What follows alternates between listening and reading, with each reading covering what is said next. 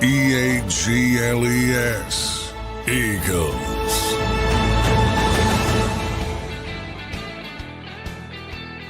And welcome in, everybody, to a Thursday edition of Birds 365 here on JAKIB Sports. I'm your host, Zander Krause. That's my co-host, John McMullen, as we inch closer now to week number 15 in the NFL. Getting closer to the end of the year, folks. 4 games remain for the Eagles. They are on a 3-game skid right now. They sit at 8-5 and battling. They should win the NFC East, but it's not done yet with 4 to play. Eagles take on the Raiders this weekend, and the Cowboys take on the Vikings. So we'll see what happens in the NFC East. Johnny Mac, how you doing on this Thursday morning, my friend? Doing well. Yeah, bit of a windy day out locally, which I woke up to that, and it's recycling day in the neighborhood. So the wind didn't blow. Looks like a war zone. No, mine's fine, but it looks like a war zone from a bunch of other people. Yeah. So that's always enjoyable. But hey, the Eagles have bigger problems than me. They're very rare to talk about a 3-game losing streak in this era for the Philadelphia Eagles. So I understand the panic to a certain extent, but hey, what's better for ending a 3-game losing streak than the Las Vegas Raiders? Yeah, no our doubt. Old friend Kenny Pickett, most likely. Most likely Kenny Pickett coming in. So, look, John, this is a gift, this final schedule here. I know you got the Bills. That's a tough matchup, and they're still fighting because they're not going to win their division. So they'll be fighting for seeding, but this is a gift. I mean, to have the Commanders twice and the Raiders, once in the three of your final 4 games in the year when you've struggled for this team, with a chance to go into the playoffs hot, it feels like a real gift for the Eagles. And, I'm not going to say they're going to go on a run, but they can certainly gain some confidence here to be able to try and right the ship as before the playoffs come with these next couple games. Yeah, they can. If you want to go really negative, and they might see Marcus Mariota a week from Saturday. Could you imagine if they lost to the Raiders with Kenny Pickett and they lost to the Commanders with Marcus Mariota, 2 of Jalen Hurts' recent backups? So there is, in a weird way, you're almost going to learn more about this team from these games, right? I mean, I know they're worse opponents, but like if you lose these games, you know what I mean? Like, all right. Well, if you lose these games, Yeah, that's what I'm saying. Or you're going to right the ship, or you're going to play better. Or now, if they squeak by them, I think we'll live in the land of who knows still. But I think that'll probably be the end game. They'll probably squeak by them just to keep that alive, because they don't seem like a Super Bowl team right now. Now the good part to that is who does. I guess you can talk about the LA Rams if you want. I guess you can talk about the New England Patriots, but especially with the Patriots, unproven. And again, stop. They're a completely different team. Don't give me all the rings. And we had that the other day. It's like I wanted new blood. I said I wanted new blood, and the Patriots aren't new blood. Yeah, this version of the Patriots is very new blood. I agree. And that's what I'm saying. They're not proven. And the Rams they've been in the playoffs, and their Matthew Stafford obviously is tremendous resume, future Hall of Famer as far as I'm concerned. But I mean, the Eagles have had their number, so I don't know if you can look at that and say, well, that's an unclimbable hill. I just don't see that dominant team developing like the Eagles were last season. I don't see that on either end. So that's a positive. You still have time to figure it out now. And it's also very fair to say, well, if you haven't figured it out in 14 weeks, what makes you think you're going to figure it out in the final 4 games? It's not like it's been 7 weeks. It's been 14, Yeah. I mean, I get that part of it as well. So, both sides of the fence have legitimate points, but, if you're the Eagles, all you can do, as Nick tends to say, and most coaches tend to say, just go back to work and try to get better and hope things click. Yeah, and I think the offensive discussion, and we'll have some of it today, obviously, but a lot of it obviously centered around that run game. I mean, they are the team that they are in passing. They've been that for a long time. It's the run game that's been the big difference. John, rest in peace to the positivity rabbit. As I predicted on the post-game show, I think Jeffrey Lurie made a call back. I'm just speculating. No. Jeffrey Lurie made a call back and said, "My facility." I'm just kidding. But now the positivity rabbit is out, John. One game, it's out. I wouldn't Walker said, "We don't want to see this ever again." I wouldn't be surprised if Jeffrey Lurie, and I don't know how much Jeffrey pays attention to social media, so maybe he does, maybe he doesn't. And I wouldn't be surprised if he didn't even know what the hell you're talking about. Look, it wasn't a big deal. It was one guy blowing up a bunny. It was never going to stay because they have no room. I mean, it's not a thing. It's not a thing. I'm just playing. Good or bad. They did get rid of it.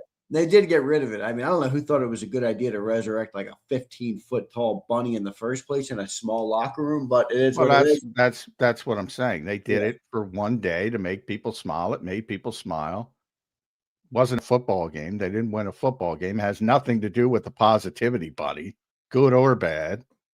It was never going to stick around because, as I said, they also have an end cap of, I joke it's an end cap in the back of the locker room, which I've also put a picture out of the little plush figures of Lane and Jordan and Jason Kelsey for the Christmas special album thing. They sell them every year. They have an end cap that the players can take, and take their little keepsake home. That's not staying either, but nobody brings that up. It's Jordan Davis got a gaming chair the other day delivered. All right. Well, is that a big deal? I don't think so. John is the positivity bunny's number one defender. I love it, John. Well, I wish the positivity bunny well, as I did on X. He was never staying. If they won the game, he was never staying. There's no room. All right, let's move on. John, what happened yesterday at the NovaCare? You were down there a long time, man. You guys are down there. They got you staying later and later and later and later into the night. Jalen Hurts spoke. Nick Sirianni spoke. You had some locker room availability, and the Birds are back on the practice field. Yes. Actually, no, were they on the practice field or no? Was it just a walkthrough? Walkthrough. Well, they're on the practice field, but walkthrough, which is normal this time around, this time of year. Especially on a short week because they played Monday. So they'll be back out for an actual practice today. Who knows if it's going to stay this windy? They may go back inside, but who knows? But they're playing at Lincoln Financial Field. Maybe they should practice in it. But bad luck with weather. Now it's supposed to snow on Sunday. Not a ton, but that's the early forecast. So they've had some bad weather luck at these games. Now they've won them. So you're going to have snow, you're going to have zone defense, and you're going to have Pete Carroll. I don't know. Are we sure the Eagles win this game? They should, man. They should. They should.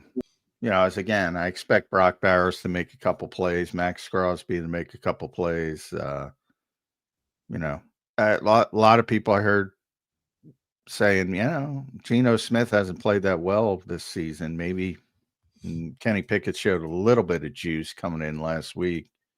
And he'll want to, hometown kid, came back, won a Super Bowl.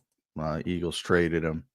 There's probably somewhat of a want to stick it to him kind of mentality. So you never know. It is the NFL. But, I mean, like I always say, you can talk yourself into things in the NFL. You're talking yourself into things if you're worried about beating the Lions.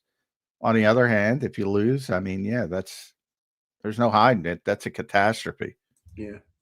Isn't it valid to talk yourself into it at this point based on what we've seen from this team this year? That's not to say they can't turn it around. And I think the presumption and the expectation, even by maybe the most pessimistic fans, is they'll beat the Raiders. Now, you can talk yourself into it, but it's not like you're just doing it because you are a grouch. It's because the offense hasn't been good for, 90% of the year. The defense has been good, but wavered at times because it feels like they might buckle. The running game just not finding it. They found it a little bit last week, but overall this year, it really hasn't been a good season. Jalen's been on maybe the longest skid of his career in terms of playing poorly. He normally bounces back. He hasn't quite bounced back yet. So fair to have those quiet concerns, even, with the opponent being the Raiders. Well, I have no problem with the concerns, but I think, you've said that a bunch of times that I have confidence, or I forget the phrasing, and surprising confidence in the Eagles. It's not confidence in the Eagles. It's confidence in that the other team is horrible. Yeah, but when has that stopped? You know what I mean? Like, the Chargers were horrible on Monday. They could barely move the Yeah, ball. but they're not a horrible team. No, I mean, I always said the Chargers are a good team, a really good team when they're healthy on paper, especially with Jim Harbaugh coach. And, I don't agree with some of his old school methods, but the guy wins. I mean, he's right there with Nick Sirianni for the best winning percentage of any NFL head coach, current NFL head coach. He wins. So you have to give him a lot of credit. And they're a very good football team. They had, as we said, number 3 overall defense, Derwin James, number 2 passing team. I mean, they're really good. There's a big difference. Now, they were, for obvious reasons, up against it offensively, and they played terrible offensively, except for Justin Herbert making some plays out of nothing. So that part of it's fair, but that that's a good team struggling through injury adversity versus a bad team struggling through the fact that they're a really bad team. And that's what I think you're getting this week with the Raiders. Yeah, well, fair enough. I used the quote a little bit ago from one of our listeners who gave it to me on the post game show. It's not who we're playing; it's how we're playing. And I do think the way the Eagles are playing right now will keep anybody in the game. So we'll see what happens. John, Nick and Jalen spoke yesterday. Let's start with Nick Sirianni. He doesn't say a whole lot, so I know you're not going to give me too. On the morning show on WIP, when he was on there, he was asked about obviously the Jalen Hurts question, which I do believe at this point is ridiculous. I mean, they're not going to bench the quarterback right now. But has it surprised you at all, John, just the kind of the level that the noise has reached in the city around the coordinator, the coach, the offense, the quarterback? I mean, I don't know. I mean, after we won the Super Bowl this calendar year, that people would be asking, the flagship station of the Eagles would be asking the coach if benching the quarterback was an option.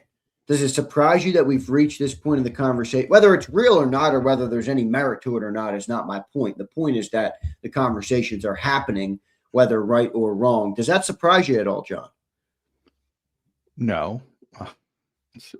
No, it doesn't surprise me because, again, you have to look, that's the business plan. Like that's the question. The answer was that's ridiculous, which, is Nick being kind. He doesn't get the answer in press conferences because it's not a relevant question.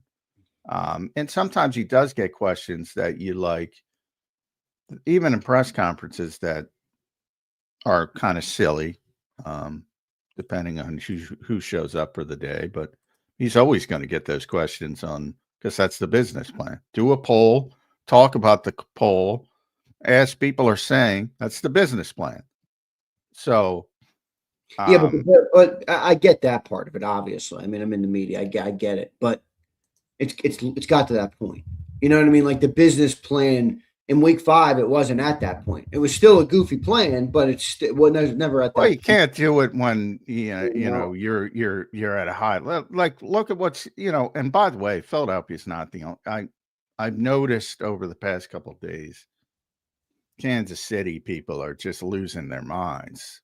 And Andy Reid, it's like, did I miss the 7 consecutive AFC Championship games? I mean, it's even worse in a lot of ways than Philadelphia because of the length of their run. But again, this thing is cyclical. So it's going to happen everywhere. The fact that it's happened so quickly, is, they won the Super Bowl, and some of the same people as the illustrious Brian Pumper will say, as they've gone into hiding this week, you weren't allowed, you and I weren't allowed to criticize Jalen Hurts. And now it's like you got to bench the guy, and it's like, what are we doing here? But I think it's a microcosm of society, fast, microwave society. Everything is, put in the back burner very, very quickly. All the success, and you played shitty on Monday night, so I want you to sit down for a guy I've never seen play before, or played 40 snaps in a meaningless Week 18 game, and you think that's the answer. It makes no sense from a football perspective. It makes no sense from a logic perspective after you've seen what Jalen Hurts has done for this franchise number of years. It makes no sense whatsoever. But no, it doesn't surprise me at all. It doesn't surprise me at all, other than the speed of it a little bit. I learned that lesson with Doug Peterson, because I tell the story all the time. I'm like, all right, remember Super Bowl 52, even way different than last season. That's the first one. You haven't won one of these things ever. I mean, that was so big to actually get over the hump and win that thing. The view of that, is whether right or wrong, is more defensive and running game based. Which is true. I mean, that was the heart of the team. Now Jalen did his part, certainly. No. I'm talking about Super Bowl 52. The impact of winning Super Bowl 52 on this franchise, this city, this organization. The first one was much bigger than last year because they had already done it. Okay. They're all big, but Super Bowl 52 was enormous as far as for the psyche of this city. Enormous. And, I joked, Doug's got a lifetime dispensation card. Turned out that lasted a couple years. Here, now that they're used to success, it's like, what February to December, bench the quarterback, bench the Super Bowl MVP. It's not the majority, but a very vocal minority. That's insane. Well, I think the idea is just that the offense has struggled so much, and the thought of seeing it with a traditional passer is where people go, even if it's wrong. And I think it is wrong. It's not where they're going to go right now, but I can understand the thought process. I mean, look, this is, in a way, John, this is who Jalen's been his whole career. He's a very good player. He elevates in big moments. He's great off schedule. He's a great playmaker, great athleticism, great ability to make things happen, a great playmaker. But he's always needed, the things around him. It goes back to Alabama. Now, John, I have PTSD from Alabama. It's the same thing, dude. I'm telling you. He had loaded receivers. Wow. Devontae Smith was wide receiver number 4 on that team. That's how good that receiving group was. He had great running backs. I'm pretty sure he had Josh Jacobs and, Damian Harris at the time. He had a great defense. You get you get to play Georgia in the title game. They take away the run game. And your defense is holding strong. Quarterback struggling to move the ball through the air. I think that's kind of what's happened to the Eagles in a macro standpoint of teams have focused on managing our run game. The offensive line and Saquon have taken a small step back, I think, because of the amount of workload that they had to carry last year. And now people are like, what can fix this offense? I think the thought process isn't completely unfounded. Well, I think it is. It's not college. In college, especially teams like Alabama, they have, 5-star recruits. Devontae Smith is a fourth receiver because he's waiting his turn more than anything else. Not that everybody doesn't know he can't play, just that you got to wait for the more accomplished, more senior level players to get out and get to the NFL. So you don't have these backups at the pro level that you have that. Yeah, it's not a perfect example. I know that. Yeah. Colleges like Alabama have. So that I would say is number one. Number two, I agree. He's more playmaker, and people ultimately, it doesn't matter what they say. All the Jalen haters, doesn't matter what they say, they want a traditional quarterback. Almost everybody wants a more traditional quarterback, whether they know it, whether it's conscious or subconscious, because they've been indoctrinated to believe that's quarterback play. That's quarterback play. Now, you listen to Steve Spagnuolo after the Super Bowl.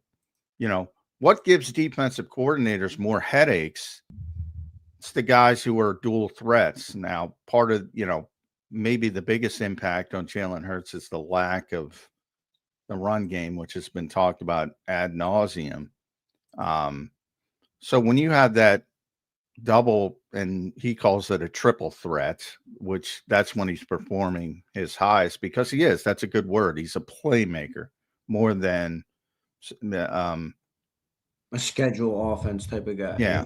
And that's really the way going. So you're seeing more and more of these guys coming into the league, same mentality. That's what Cam Ward is. He's not a quarterback. He's a playmaker. It's what Lamar Jackson was for many years. It's what Josh Allen is. He's a playmaker. Matthew Stafford's a quarterback. And those guys are dying out, to be honest. And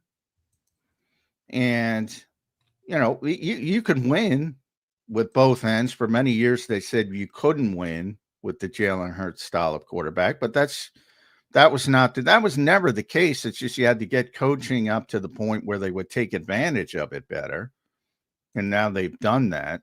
So if you talk to Vic Fangio, if you talk to Steve Spagnuolo, if you talk to Brian Flores, if you talk to any the guys who give sleepless nights, you even saw Vic talk about Jackson Dart like he was, an already accomplished big time quarterback in this league, because he's such a pain in the ass to deal with from a defensive coordinator's perspective.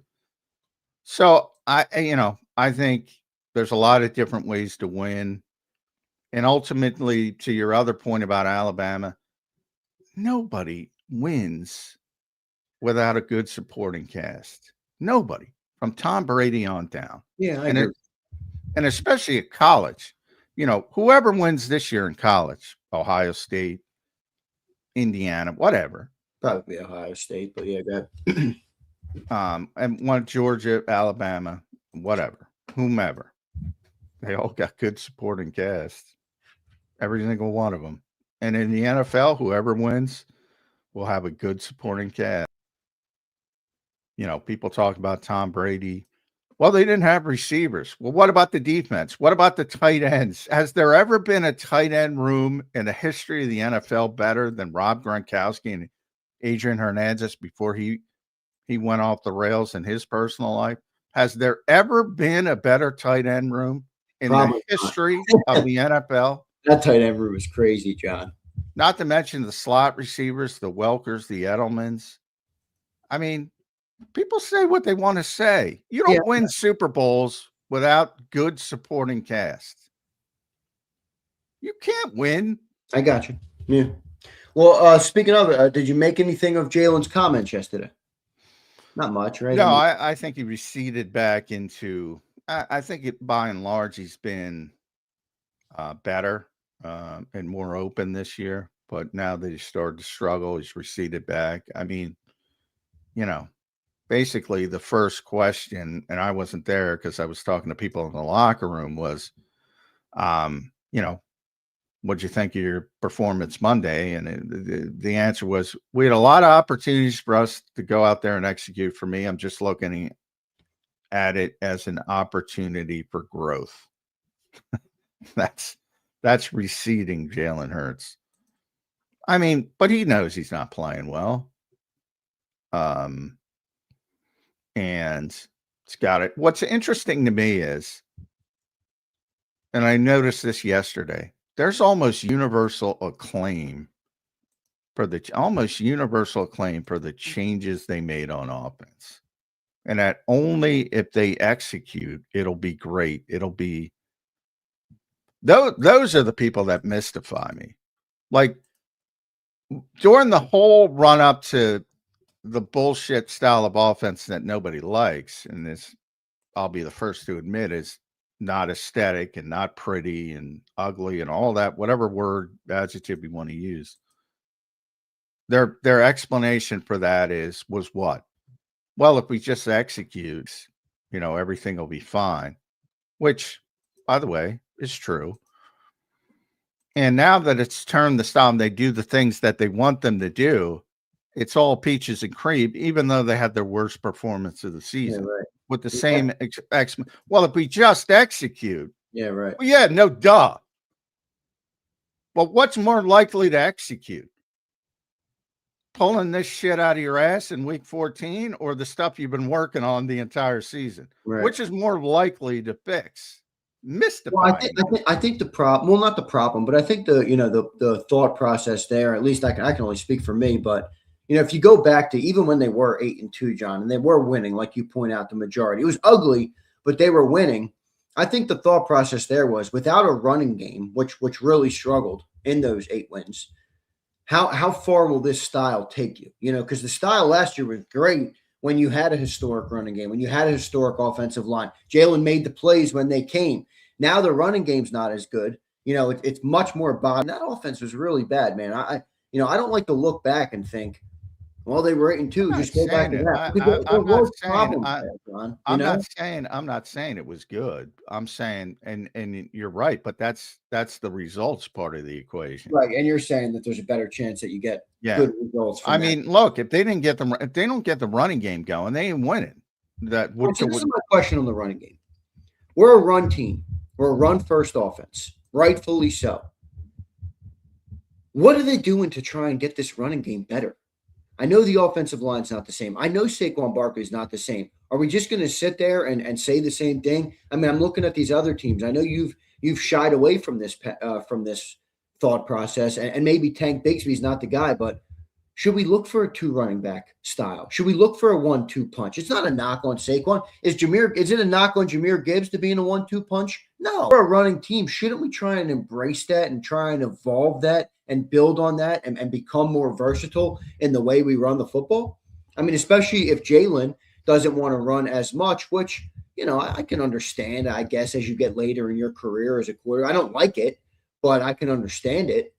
Should they be trying to evolve that more, John? They have not run the ball well. I don't think that's the problem. I think the problem is, and they have been trying to evolve. I mean, they've gone to more of the zone gap stuff in the run game. He's trying to get double teams instead of. Now they always run it. There's only so many things you can do in the run game. They've always had those concepts, but they're leaning on them more because they're not winning the one-on-one stuff. They've been doing this. They've been trying to do early on. They were very competent in their offensive line. Why wouldn't they be? So, but you had a very limited Landon Dickerson, a very limited Cam Jurgens. You had Tyler Steen, who's not the same as Mekhi Becton, at least last year. Mekhi's not playing well with the Chargers, but from the way he was playing last year, especially in the running game, not the same. And they were still running the stuff they ran. A lot of pin and pull, a lot of man-to-man stuff, and some mixed in, everything mixed in, but more of the success they had last year with the pin and pull stuff specifically. Those are where a lot of those, massive holes would open up. And they just weren't successful early this season. So they've been trying to do different things. They went under center more to try to a lot of teams adjusted. So when they run out of pistol and shotgun, that limits Saquon in which way he can go. So people were bet in stopping the run that way, tackles for loss. So they went under center. They had a little bit of a spike. They're trying to get more double team, relying on, the man-to-man blocking stuff, which has worked a little bit better. So they've been trying to fix it the whole time and trying to do different things. But so I don't think it's just like as simple as, oh, Saquon needs some help, add in another guy. I think you'll just have Tank Bigsby running into the same deficiencies. Now, and I get people have seen it's very similar to Tanner McKee, although they've seen a very small sample size, and he's looked pretty good in that very small sample size. And people make these grandiose leaps of, well, they do it with Gibbs and Montgomery. Montgomery's a hell of a football player. Yeah, no, I know that. I just think if you're such a run first team, is it because John, you used to say something to me last year, and at the time I was like, I don't get why John says that. You used to say nobody wants to play like this, and I used to be like, well, the Eagles are winning. Why wouldn't people want to do that? And now I'm looking at them like, how hard is it to keep an offensive line healthy and good year after year when you have 480 rushing attempts? How hard is it to keep a running game good when you have a running back who plays that much and gets 2,000 yards and they have tread on their tire? This is a hard setup offensively to maintain year in and year out. And that's where I think they have to try and evolve. And if they're going to be run first, I get what you're saying about the two backs. It's not going to fix the problem, but it does feel like if they are a run first offense, they should be on the cutting edge of that. They should try and, I don't know, set themselves up for the most advantage they can have. And right now it doesn't look like Saquon's giving you that advantage, whether it's him or not. Look, I think it's interesting to me from the standpoint of one of the reasons people say the Philadelphia Eagles should be better than they are is because of the talent they have. And on the same end of that spectrum, they'll go, well, you should start thinking about Tanner McKee instead of Jalen Hurts. You should start thinking about more Tank Bigsby instead of Saquon Barkley. Like, it makes no sense, man. It makes no sense.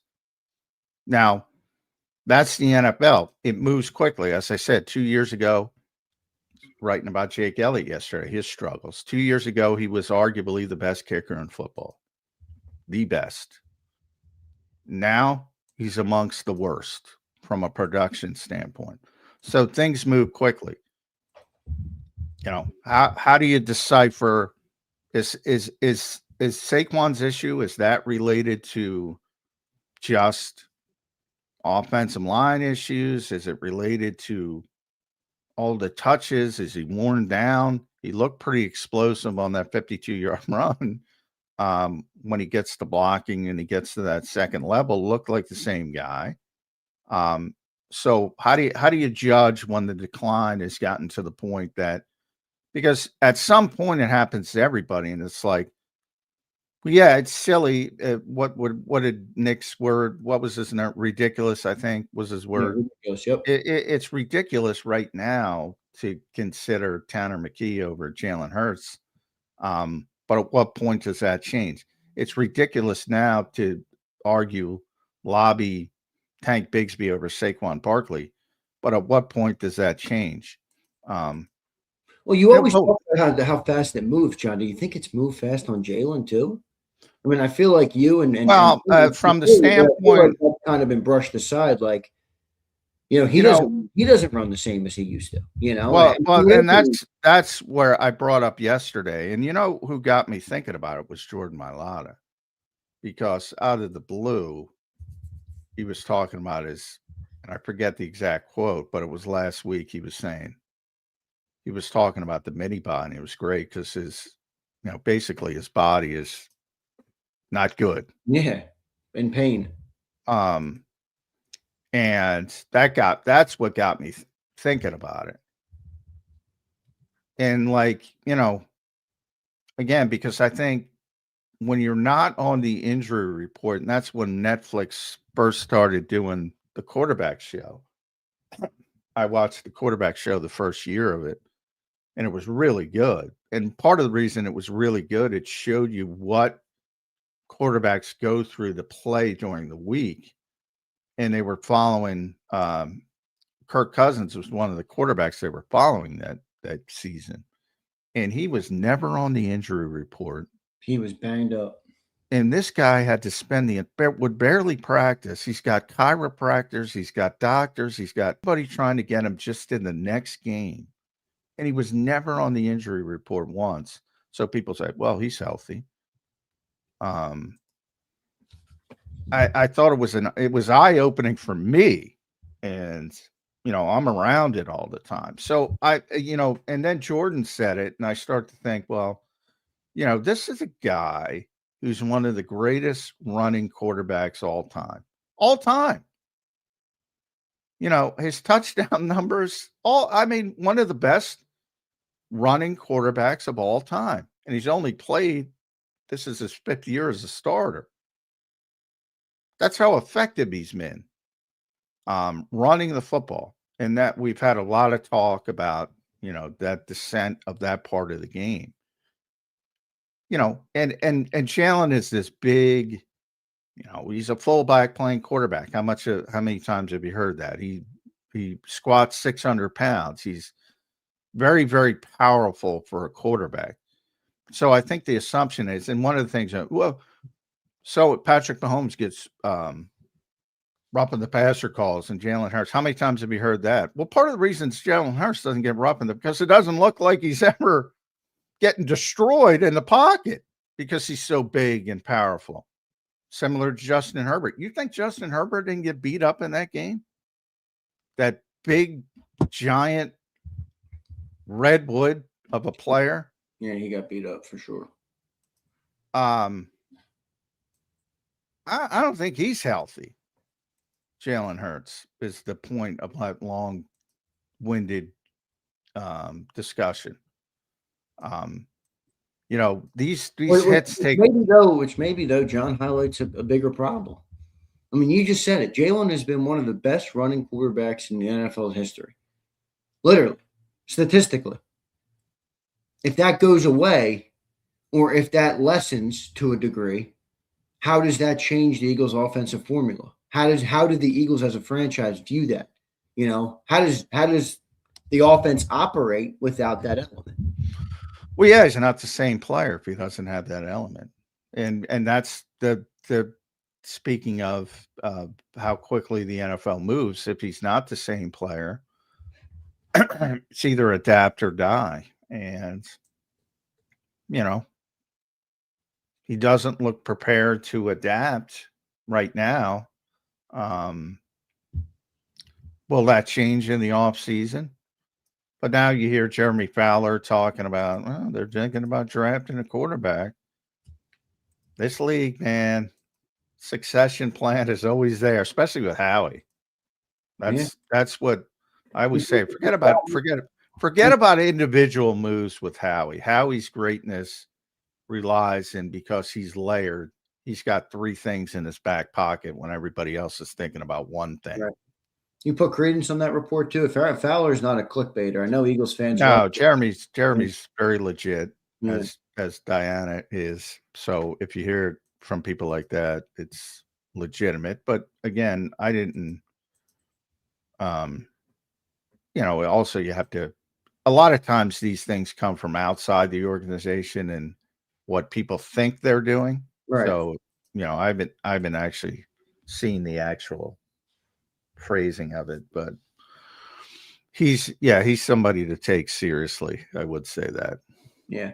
Well, where there's smoke, there's fire. We'll see what happens there. John, good stuff. We got some super chats we'll get to. Good opening conversation about the state of where we are on the team. They have everything in front of them, guys. I mean, they got 3 of these 4 games are really no game's easy in the NFL, but these are as easy as it's going to get in the NFL with the Commanders. They got no Zach Ertz. They got maybe no Jaden Daniels. He's been ruled out for this weekend. We'll see if he's back for the Eagles game. Got the Raiders coming in with the backup quarterback, Kenny Pickett. Kenny Flickett is back, baby. Can he upset the Eagles? And I did look, John. It does look like there's going to be snow on Sunday. 2 to 3 inches, it says. Yeah. So another tough run game, but I would think that if there's wind again, it's for everybody getting there. It's the snow, but for the quarterback, it's the wind. So I've been checked, and if it's today there's 29 mile an hour winds outside. So if it's today, yeah, it'd be an issue. But I think wind is what to pay most attention to. Good stuff. Let's get to our 4 super chats today. Then we'll get into some of the topics for the game today, or for the show today. We'll get into Eagles Raiders a little bit. We mentioned Nick and Jalen. I called them Nick and Jalen. Both spoke yesterday. Talked about the running game a little bit, and we'll talk about some more offense. We'll also talk about the defense. There's a couple things on that defense, man. We really got to hit on, and we'll get to those. Theo Bear, what's up, Theo? This franchise is held hostage by a poser. And some of these fans and reporters have Stockholm syndrome. 3 more years. Oh, man.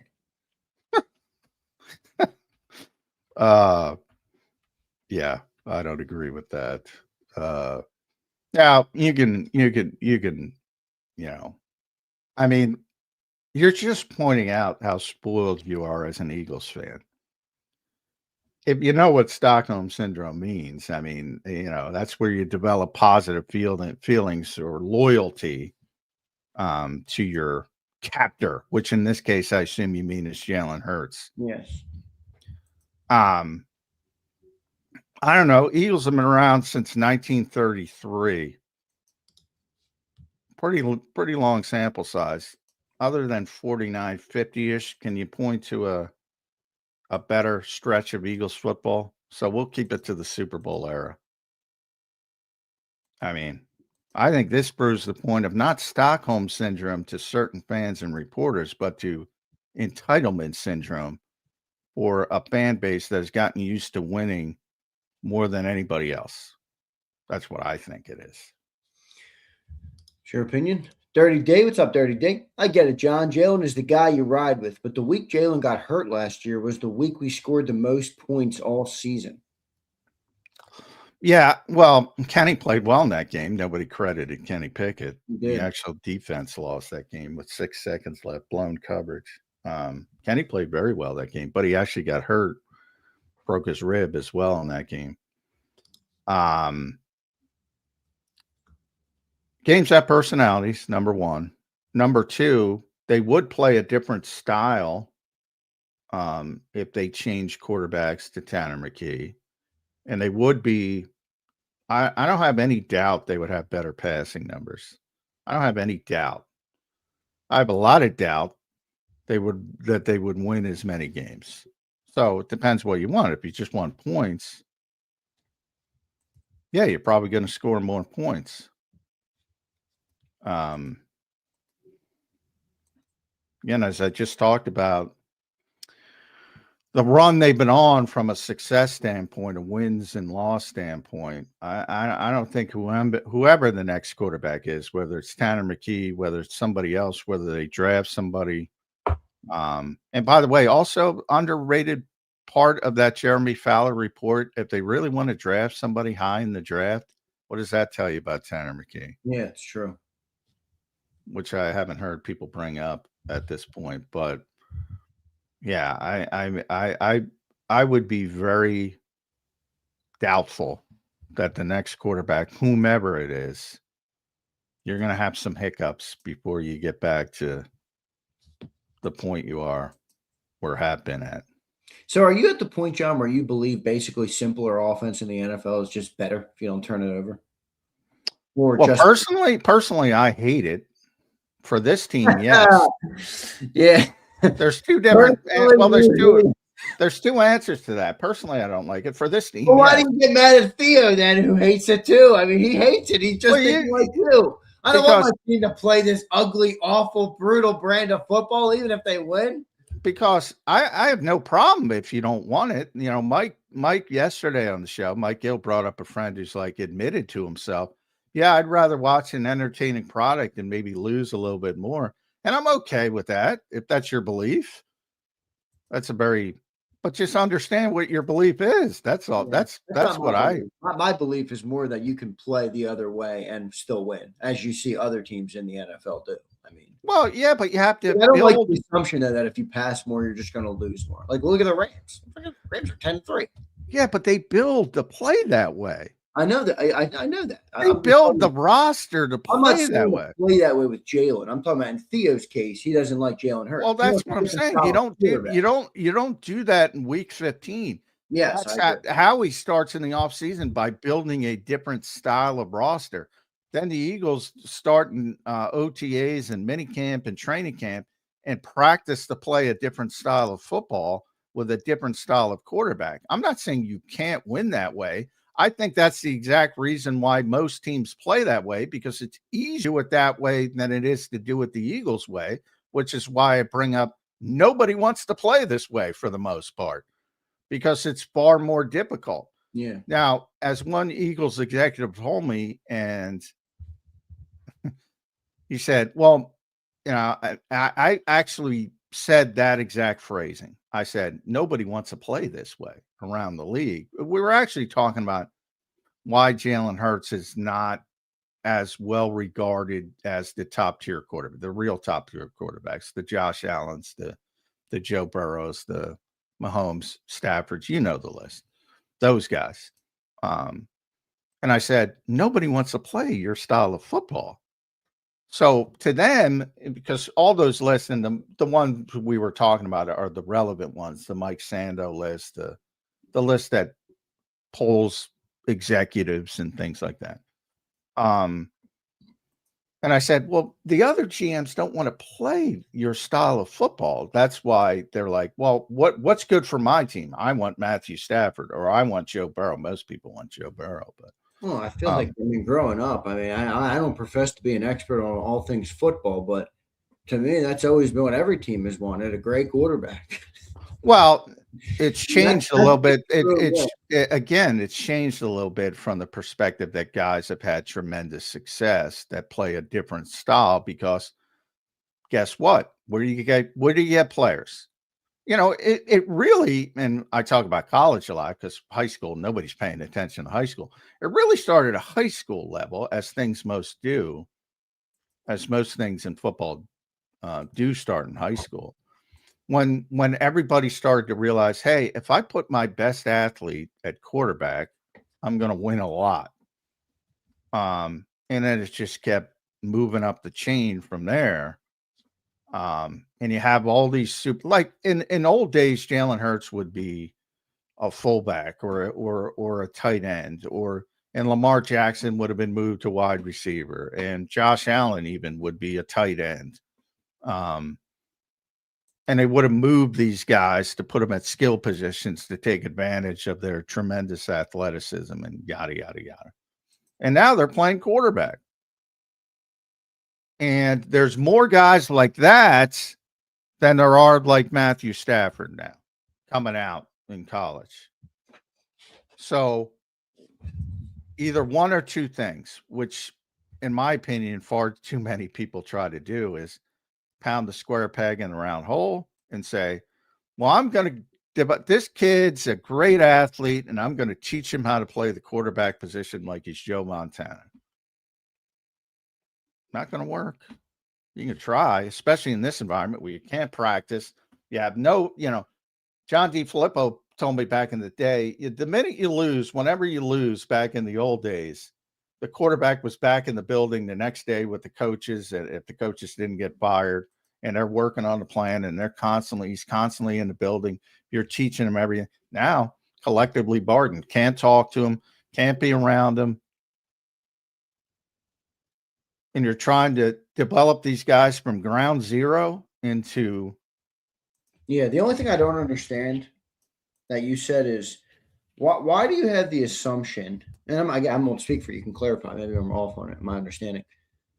Why the assumption that if you had a different style, it wouldn't equate to as much winning? I mean, if the assumption is that the style will gain more yards, potentially less 3-and-outs, potentially more time on the field to help your defense, why does that for you come with more losing?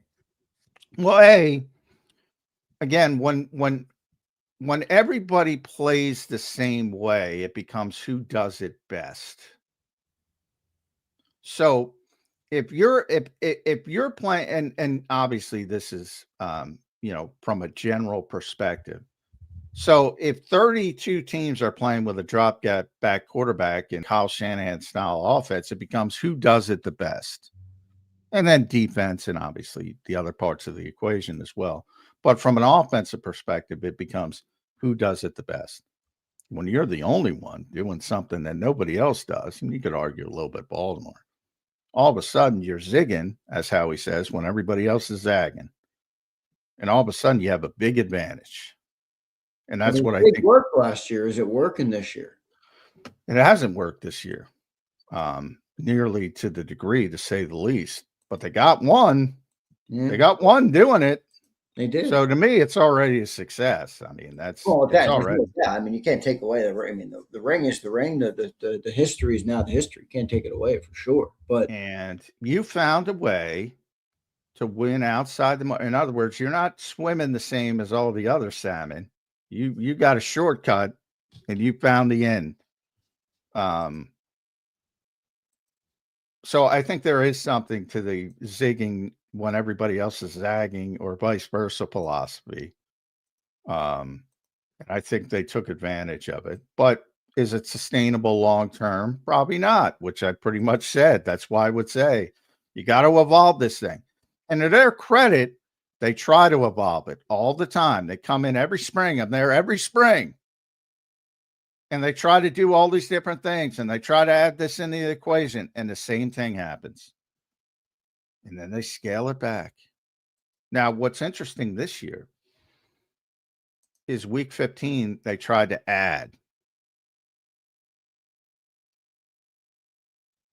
Now, that's rare.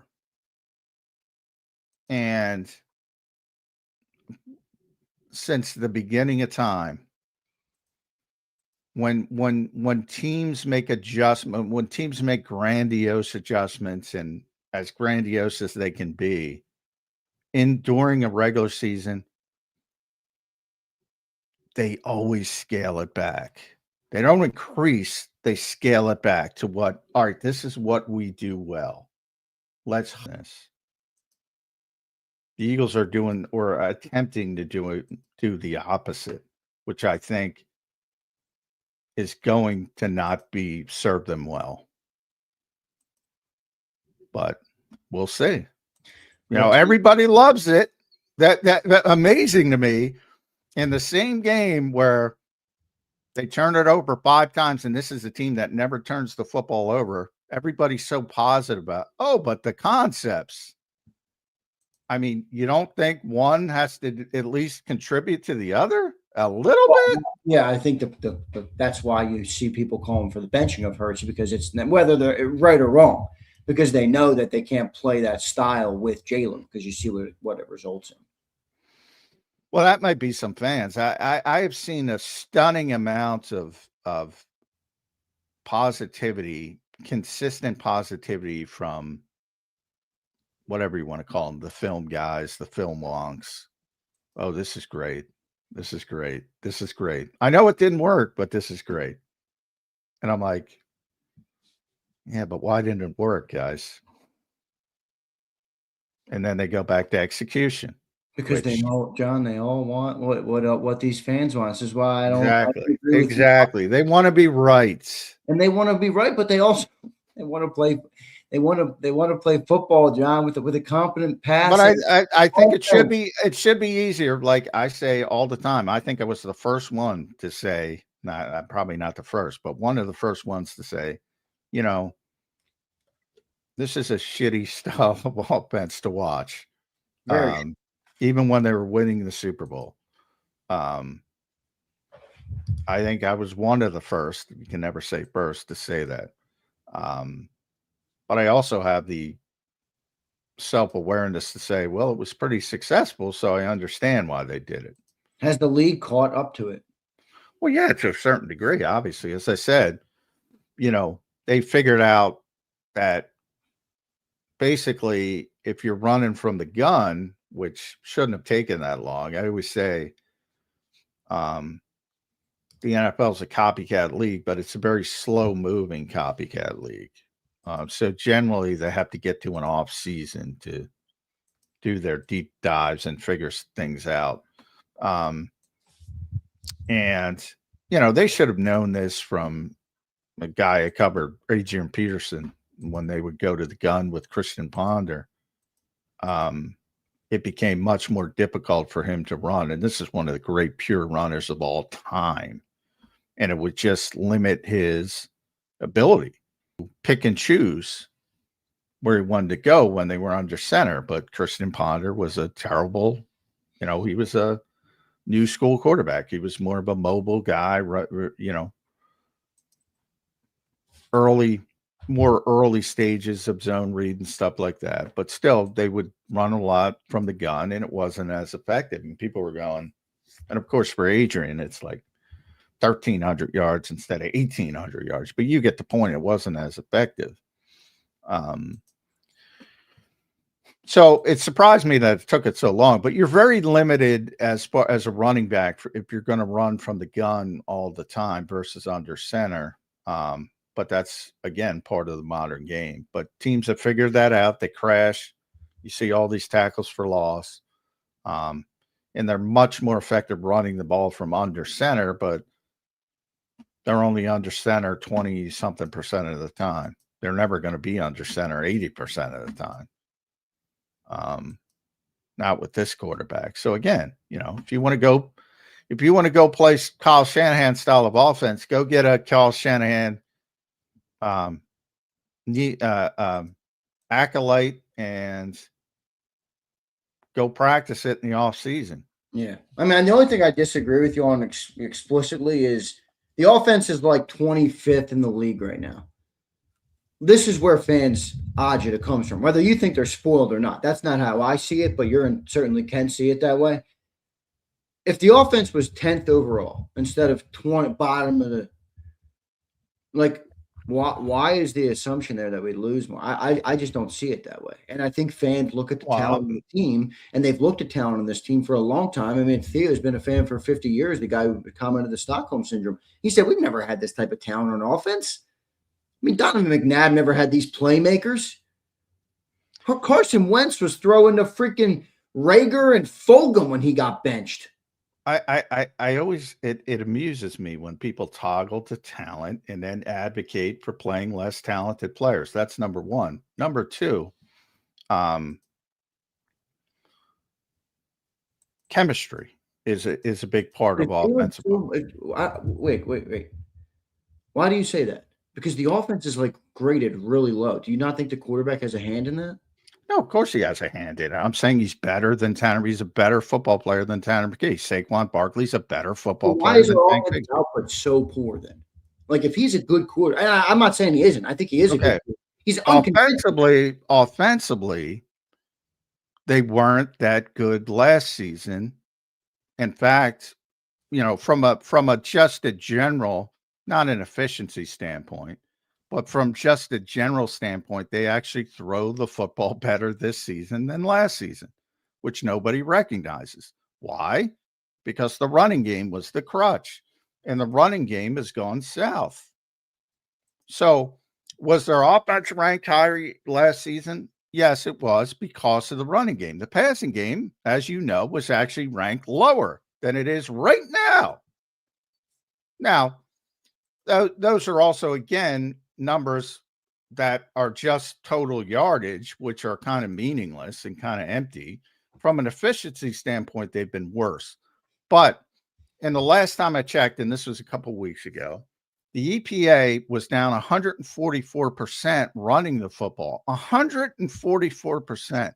Passing game was down 37% from an efficiency standpoint. Still bad, don't get me wrong, but not nearly as bad as 144%.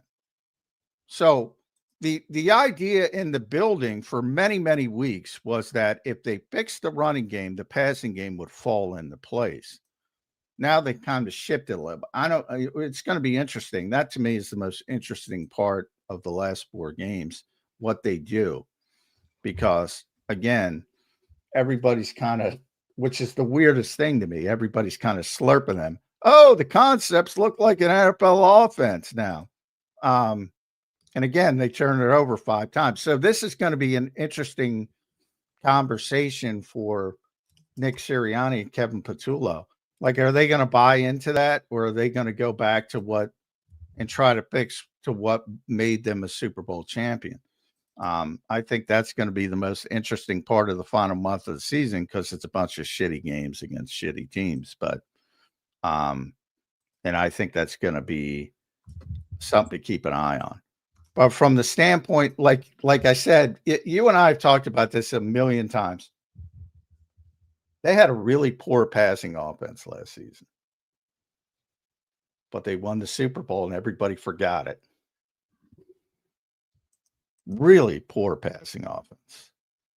Really poor, and it's poor again. And it was poor, it's been poor for really 4 years. And isn't that what Jalen, I get it. Jalen is a good quarterback, but isn't the definition of being a quarterback getting the ball to your playmakers, managing the offense, doing those things. Like if you can't get the ball to your wide receivers consistently enough to move the ball, to move the sticks, to get it, to continue, to get a fresh set of downs on third down. I mean, what's the quarterback do? You know what I mean? We're giving him a lot of credit for a dominant run team last year. Well, he's a part of that, though. I mean, that again, that's and that's gone away. Not a part of it more than the offensive line and Saquon Barkley were. Not in my opinion. The +1's a big part of it. Like it's a big part of Derrick Henry's historic season to have Lamar. It's a big part of it. It really is. Not saying those guys are tremendous players. I mean, you need both parts of it, but it is a big part of it. Because if you don't have Jalen Hurts, 2,000 probably turns into 1,400, 1,500. If you don't have Lamar Jackson, 1,900 probably turns into 1,400, 1,500. You know, they're still great players. Still have that +1? What's that? Do you still have that +1? Doesn't feel like well, you haven't had it nearly to the extent which I talked about with. I don't think he's the same guy physically, but I can't prove that, which is why I brought up the Netflix. He doesn't look like the same guy physically to me. And that's sort of the attrition of the NFL, the assumption that guys are playing and they're healthy. Well, healthy-ish means they can get out there and play. That's why I brought up the Jordan Mailata discussion. Jordan's not on the injury report ever. He's out there saying his body is not good. Nobody's healthy on this team, which is another reason why the brand of football. Nobody's healthy at week 15. Nobody's healthy anywhere. I know, but it's exacerbated by the brand of football that they play. No, and remember, these guys aren't that. Yeah, I agree with. I know people used to watch physical football in the 80s and the 90s. These guys don't practice like that. Their bodies aren't conditioned to play ball like that. So you can cry, be the old, not you, but you can be the old man, get off my lawn. Oh, stop being a wimp. These players' bodies aren't built for it, man. Not like they were back then. No, plus they're better athletes. Everybody's faster, bigger, stronger. Yeah, agreed. And they take hits. And I mean, some of these guys, some of the hits. I saw a hit. Oh, I forget the helmet-to-helmet hit where the paint scraped off the helmet. That's crazy. It's it's still a violent sport, no matter what they've done to limit that. Here we go. Let's go to another super chat, John. Here's Pietas. What's up, Pietas? How you doing, brother? Appreciate you being here. Appreciate all the super chats today, everybody. We still got some good topics that we're going to get to here today. Full season pod says Jalen and the offensive problems are fundamentals, and he's right. You should try to get him on here or with Cilio. You should check it out. I will definitely check it out. That's Nick Foles' podcast. I assume fundamentals. He's talking about what the pre-snap penalties and some of that stuff. That's definitely a big problem. Yeah, I mean, he could be talking about technique, which is a big thing for quarterbacks, but there's again with playmakers, like one of the things with Patrick Mahomes coming out, and it was right. Like he was a mechanical shit show coming out of Texas Tech. Like he should not be who he is. It's very much like, I'm a big Julius Erving guy. Like you shouldn't shoot the ball like the way Julius Erving does or did. But he was great because he was just great. And he was better than everybody else. And that's sort of like Patrick Mahomes. He's still not the best mechanical quarterback in the history of the world, to say the least, to be kind. But he's just like the better basketball comp is Steph Curry. It's like Steph Curry takes shots that if you're a high school basketball coach, you'll pull your hair out. If you're trying to, if you had hair, which I don't, but if you're trying to teach young kids to play basketball, don't show them Steph Curry. Very good guy. When's the last time? I'm sure not recently. When's the last time you've been to a high school gym and watched high school basketball? That's all they do, John. Well, exactly. They want to mimic the superstar. They're shooting 30 footers, man. Said it makes their job that much tougher because not everybody's Steph Curry, not everybody's Patrick Mahomes. So you want, and that's the part of the reason that everybody loves Joe Burrow so much in this league is he's got the high level passing talent, arm talent, skill set. He's smart, but he's also fundamentally sound in an era where not a lot of guys are fundamentally sound. Burrow's an interesting dude. I listened to some of his pressers. Yeah, he's a weird cat too. He's a weird cat for sure. But he is. If you want to go watch technique at the quarterback position right now, go watch him. He's number one. Number one to you? Oh, by a wide margin. By a wide margin. To the point. You know a guy like Stafford? Oh yeah. Yeah. Stafford's great, but Joe's like he's got two in the pocket. He's got two hands on the football. He's perfect in his fundamentals, as perfect as he can be. Good. Rolling here, we got some more supers. Thanks everybody for the supers. Joshua, what's up, my man? Jalen deserves better. Yes, he has limits. So does every quarterback. He's won with different OCs, and before this makes us look never satisfied. I'm sorry, but I don't like that whole mentality. I know, John, you say it all the time. You're not going to win all the time. I don't think that's a good mentality to take. Makes us look never satisfied. This is a very talented Eagles team. It's not a bad thing for fans to want them to live up to the potential. I'm sorry, it's not. Right now, I don't believe they're living up to the potential. You don't acknowledge there's a little bit of entitlement, at least. Well, there is a little bit of entitlement. Was there entitlement for these fans want a dynasty?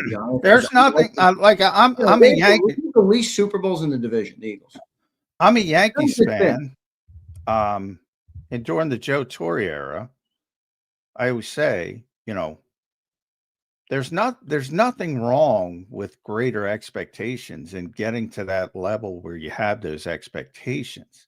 Where it's wrong is when you don't acknowledge, again, the toughest thing in the NFL, toughest thing in pro sports in general, is being honest with yourselves. And I'm talking about the team, not fans, but it works for fans as well. Just because you had the most talent last year doesn't mean you have the most talent this year. Just because you had the most talent, that doesn't mean you have it moves like a laser. It moves like Xavier Worthy running a 40. It moves freaking quick. If you're a Yankee, Yankees are a good example. You don't get the 27 rings, Well, they haven't won and since they beat the Phillies. Yeah, 09. It's been a long time. In the previous era, you don't get to that level, by saying, "Oh, we're entitled. Just accept mediocrity because we won." No, that's not what I say. I say it's they have built up, and it's not necessarily a bad thing until you start to expect it, and it's until you start to assume we're better than everybody else. And I think this fan base, as a large, starts at that point. Well, we're better than everybody else, so we should be this. That was true last season. It is not true this season. They are in the pack. So now it becomes, can you maximize what you have at this particular time? And there's nothing wrong with striving to get back to, and nobody should criticize Howie Roseman for trying to make this team better as much as he can. Nobody should try to criticize the coaching staff for not trying to get this team back to the standard that they want to be at. Nobody's saying they're saying, "Oh, well, we're not as good, so we're not trying." They're trying every freaking day. But to just default to, this is the team, this is the best team, and they should be this, is the lowest hanging fruit of all. They're obviously not the most talented team this year. I'm sorry. It is obvious on the field, on the film. Their talent level, John. They're not as bad as this. You could say whatever you want about players maybe have declined. They have not declined to the point of being the 25th offense in pro football. That is insane to me. That's not what's happened here. Okay. Come on. So, and we're always talking about the passing game. Well, why was the passing game worse last year than this year? Was it volume based? I'd have to look at the volume. Well, of course it's volume based this year. It's been volume based the whole time. They finished whatever it was, 27th or 28th passing offense. Yeah, I'm just not a fan of saying people are entitled because the offense sucks. It does suck. It objectively sucks. They're the worst sense of any contender in the league. Of any playoff team in the National Football League right now, they have the worst offense by a country mile. Nobody's better than, we had Jalenites have gone into hiding. But you guys can't all pretend you were shitting on me for saying Jalen Hurts isn't a top 5 quarterback in the offseason. That's true. I mean, look, there's a lot of people that have switched on that, me included. I mean, I put Jalen Hurts. Well, okay. Is AJ Brown the best receiver in football this year? No. I mean, you're lying to yourself if you're saying that. He's just coming off a 3-drop game by his own estimation. Is Saquon Barkley the best running back in football? Did you see Jahmyr Gibbs when he was here? That's fucking crazy. Saquon Barkley's 57 of 63 on PFF. Hate on PFF all you want, but that's what it is. You don't think? Look at the devastation the loss of Sam Laporte has been for Detroit and even Tucker Kraft. Talent-wise, then where do you think the offense is? I think they're still a top 5 talent offense. Top 5 talent offense is fine, but top 5, not 1 by far. Right. Top 5, and they're bottom 5 in the ranks and basically almost everything. But that's the point to go. But that explains everything. Like, they are not living up to their potential. Forget exceeding expectations. They're not living up to what they're supposed to do. Look, the goalpost is always going to move. They don't have the most talent. They're banged up on top of it. So guys who do have high-level talent, like Landon Dickerson, Cam Jurgens, Saquon Barkley, aren't playing up to the level that they're typically used to playing, and people accept, well, they're there, so they're the same guys. They are objectively not the same guys. Well, isn't that partly true across the league, man? Like, yes. With injuries, yeah. I get your point, but, I don't think it's a good excuse to just say, okay, we could be 25th because of that. I don't think that's a good workaround. But why are you hinging on that number? When we're talking about the passing offense, and the passing offense was worse last year from just a pure number standpoint. Again, not efficiency, which is more important, which I agree with. But from a pure number standpoint, they throw the football better this year than last year. And the issues are with the running game, but all we talk about is the passing game. Because the only reason their numbers offensively were acceptable last year was because they had one of the 6 best rushing offense of all time. Time. But I think I agree with your point about the running game is definitely the bigger problem when they play this style of offense. But it's very hard to keep an offense, good year in and year out on solely a running game, especially in the modern NFL. I mean, you're seeing it right now. We brought back everybody. The running game fell off a cliff. It's hard to win in the NFL ever, and since the beginning of it. So, I mean, it's always hard to stay on top. That's why when you do have these dynasties and you do have these back-to-backs, they're very rare. There's 2 this century, which is now a quarter century old. It's only happened twice this century. Yeah, it ain't easy to do it again. That's baked into it. Everybody's coming for you. Everybody's adjusting for you. It ain't easy. Fans want greatness, whether they're right or wrong, and whether they're entitled or not, and they're not living up to that standard, and that standard is how you get the multiple Super Bowl wins. It's not by saying, well, we're pretty good if you look around the rest of the league. I don't think that's what, and I get it. It's a little bit, Tom Brady doesn't win every year. I get that part of it, but fans want this team to achieve what they're capable of achieving in this era of football. Eras don't last. 5 years ago, John, the entire roster was different. 2020. In 2030, the entire roster. It'll be entirely different. I mean, that's what I don't know how many times I can say it. Want the team to live up to their expectation, to get the job done I think in the best era, a best roster of talent they've ever had. they can do whatever they want, but they're assuming the roster's the same as it was last season. No, but it's still a top 5 roster. It's still a top 5. Arguably, you know. But they're not playing again, guys. I mean, individual. I can say that, and you agree with it, and then you'll just default to the same thing. I can say Landon Dickerson's not the same guy, obviously. Cam Jurgens not the same guy. You've said it, obviously. Yeah. Saquon Barkley not the same guy for whatever reason, obviously. Jalen Hurts over the past 5 weeks not the same guy, obviously.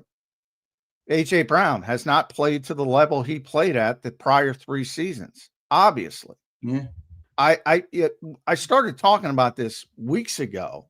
How many players have gotten better on offense, this awesome offense? And my answer was 2 at the time. It has now receded to 1. It was Devontae Smith and Jalen Hurts until about week 9 or week 10 or whatever it was when he started to descend. That was it. Everybody else descent for different reasons, but everybody else descent. And Tyler Steen I left out because he's actually, I thought, played okay, but he's not played as well as Mekhi Becton did for the Eagles last year. So, Now, but I think again, you're right. But I think this is where the quarterback thing comes in, and whether fans are right or wrong about it, this is why they go there, because you see other teams have these types of changes, and the quarterback is able to move the ball and make up for some of that. Right now, it feels like everything is bottlenecked. On this. I mean, that's fair. He's not. Nobody's saying he's playing well. Like, run the ball, or else you guys are cooked. And I don't know if that's a good way to live in the NFL. Well, got to be able to run the ball dominant, or we're cooked. It's not, but it's an unconventional way. It is easier to do it the other way, which is why everybody, that's human nature. Yeah. But again, when you do it the other way, then you're fighting against everybody else for the most part. At least 25 to 28 teams, let's say. So it becomes, all right, who does it the best? But to your point about, and this is true about the 2 biggest winners considered in sports in the modern generation are Tom Brady and Michael Jordan. And you brought up Tom. Tom played 24 seasons. He won 7 Super Bowls. Michael Jordan, however many seasons, however many titles, 6, 7, whatever it was. 6. I think he played. What did he play? 13 years, Mike. Well, he had that cutoff. I think he played more than that, but he left, because of I don't want to go down that rabbit hole, but he didn't leave to play baseball. Yeah, right. I digress. We don't have to go down that rabbit hole. Yeah. So the point I'm trying to make is, and the same will be true of Patrick Mahomes, obviously.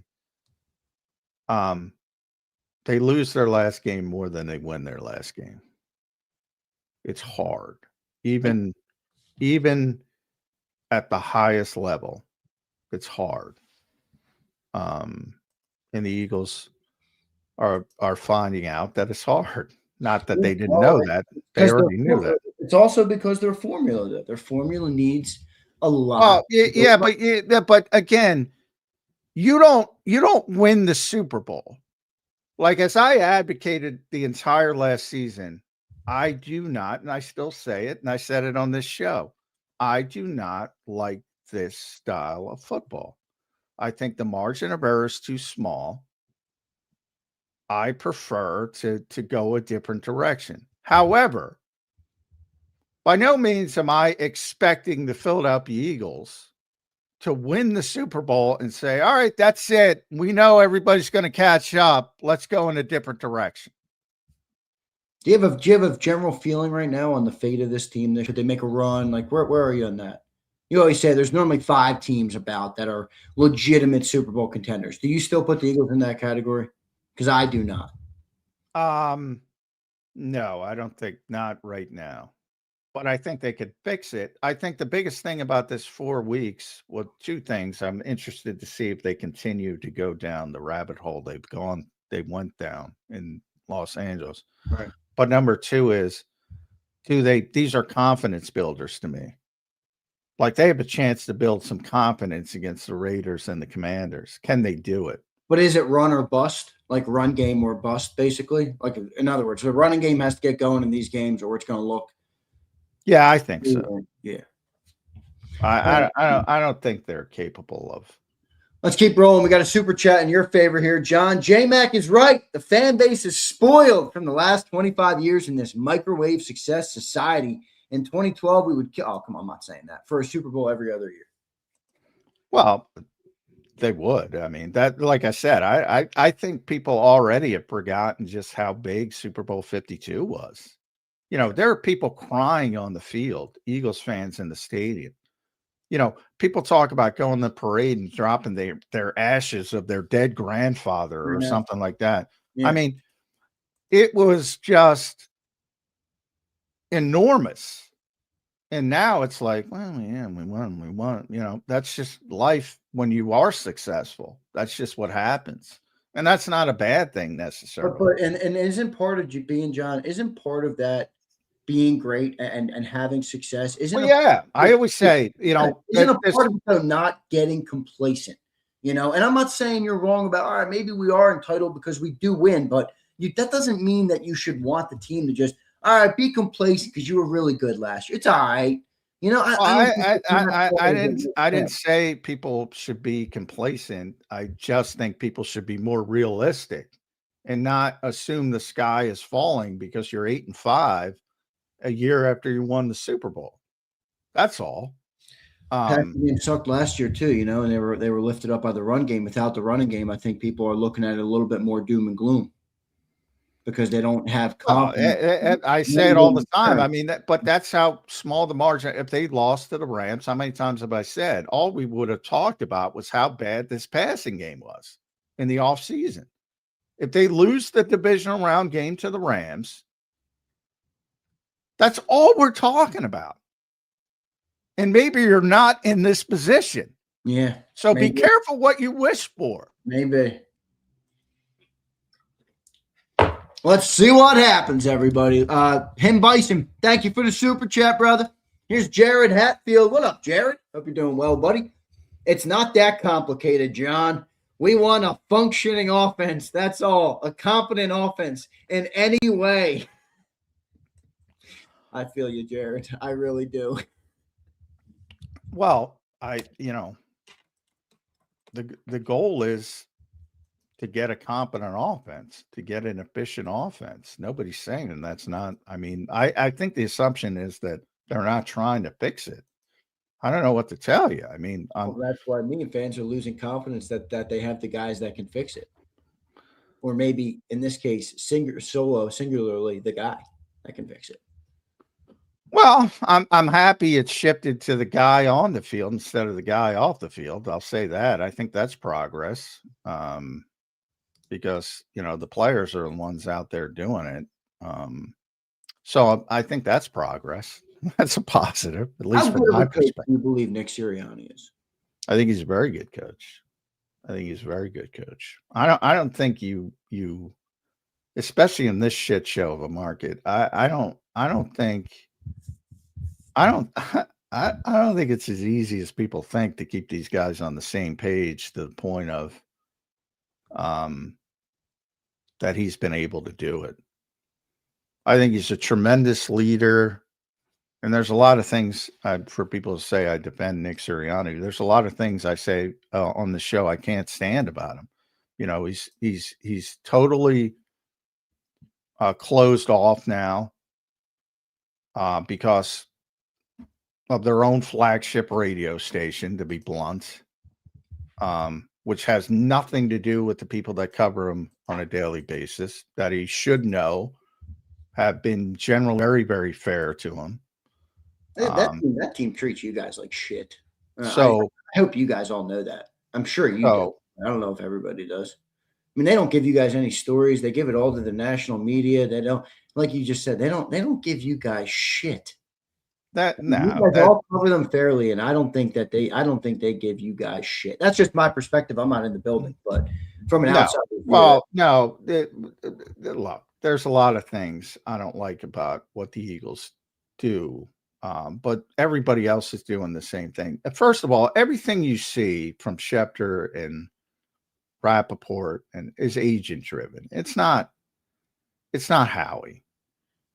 It's agent driven. It's not there are certain times, like everybody else, every team in the league tries to steer narratives. Don't get me wrong. And if you're doing it long enough, and most of the people who are there have done it long enough, they know what's going, they know what to do. But Howie doesn't talk to these guys. I think there's the presumption that, oh, Howie dropped this to Adam Schefter, or Howie dropped. No. Well, isn't there like the PR guy has relationships with those guys for sure, right? I mean, that's PR guy has a relationship with me. He doesn't give those guys. They're getting shit from Drew Rosenhaus or Eric Burkhart. All right, that's fine. That's fair. Now, and the reason Drew Rosenhaus and Eric Burkhart give them is because they have the largest platform. And they also, that's where you see some of the give and take of the national guys. You'll see it most in the off season when a guy has a really bad year on the field, and they'll phrase a tweet or a post, and they'll say, so-and-so is getting released, but he could help, and they do it in positive. And that's sort of the give and take of, you have to talk up their guys to get the information. But Howie's not giving shit to. Well, that's fine. That's good to know that. Let's keep rolling. Jared, thanks for the super chat, brother. I agree with you. We want a functioning offense, and I'm not spoiled for it, Jared. Thank you, brother. Here's Brandon. What's up, Brandon?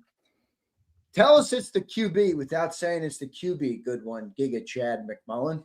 Look at that. Giga Chad McMullen. John, you know what that means?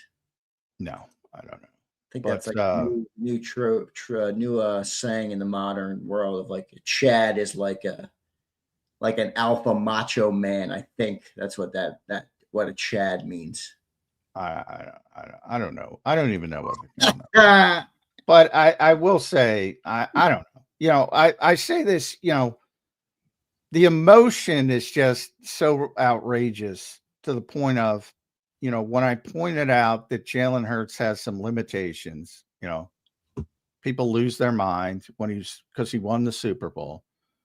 And now when I point out he shouldn't be benched because those people are extremists, it's the same thing. It's like, you force me into, and now I protect Jalen Hurts. It's like, what I've said has stayed very, very consistent. What you guys say is not consistent at all, depending on the emotion of the moment. It's just the way it is. But that's fair. But sometimes the extremes are true. Well, it's never been true with this quarterback. He's a good quarterback. He's not a great quarterback. Fair. Here's Brandon again. John, blink twice if Bob Lang got to you. How do you call him Giga Chad in one comment, and now you're saying blink twice if Bob got to? Well, Bob can get to me anytime he wants. I talk to Bob all the time. Bob talks to everybody. That's the way this job is done. Here's Charles. What's up, Charles? How and when do you see the Hurts era ending? Near ? No,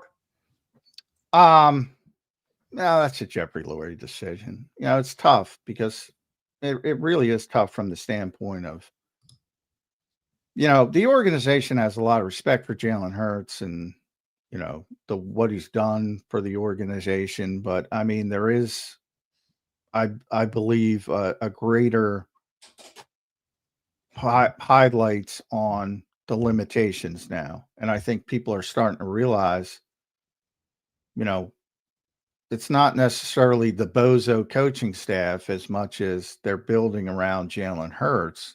The absurdity. How many times have I told you the absurdity? First, it was hot routes. You got to call them all more hot routes. Yeah, but you pointed out earlier in this show that part of Jalen's success is what he adds in the +1.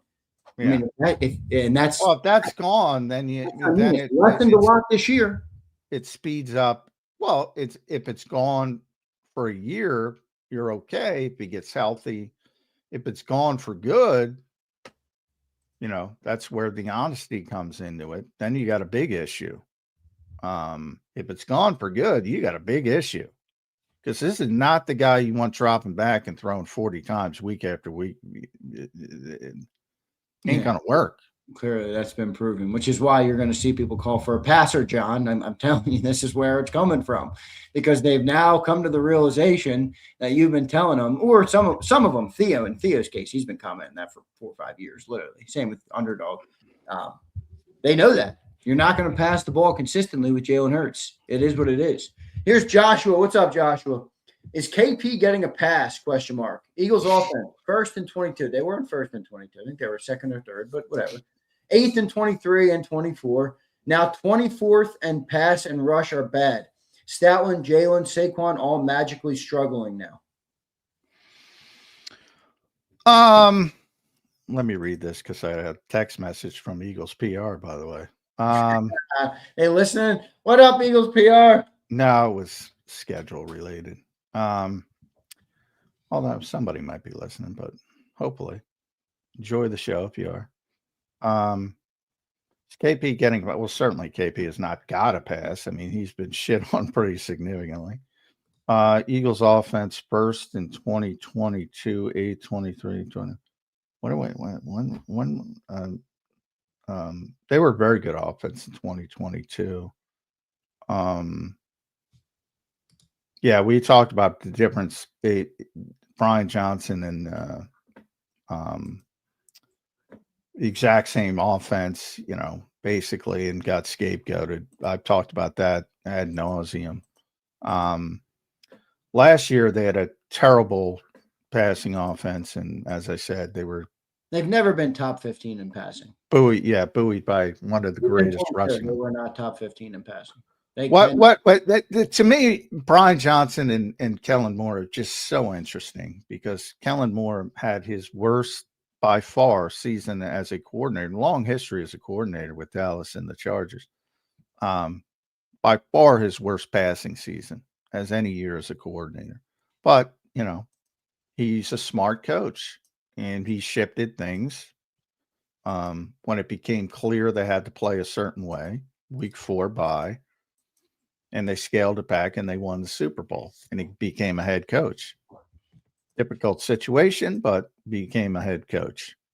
Brian had a better offense from a balance standpoint, but he didn't have Saquon Barkley. Yeah, and they turned the ball over a lot, but that might have been blocked because of the defense too.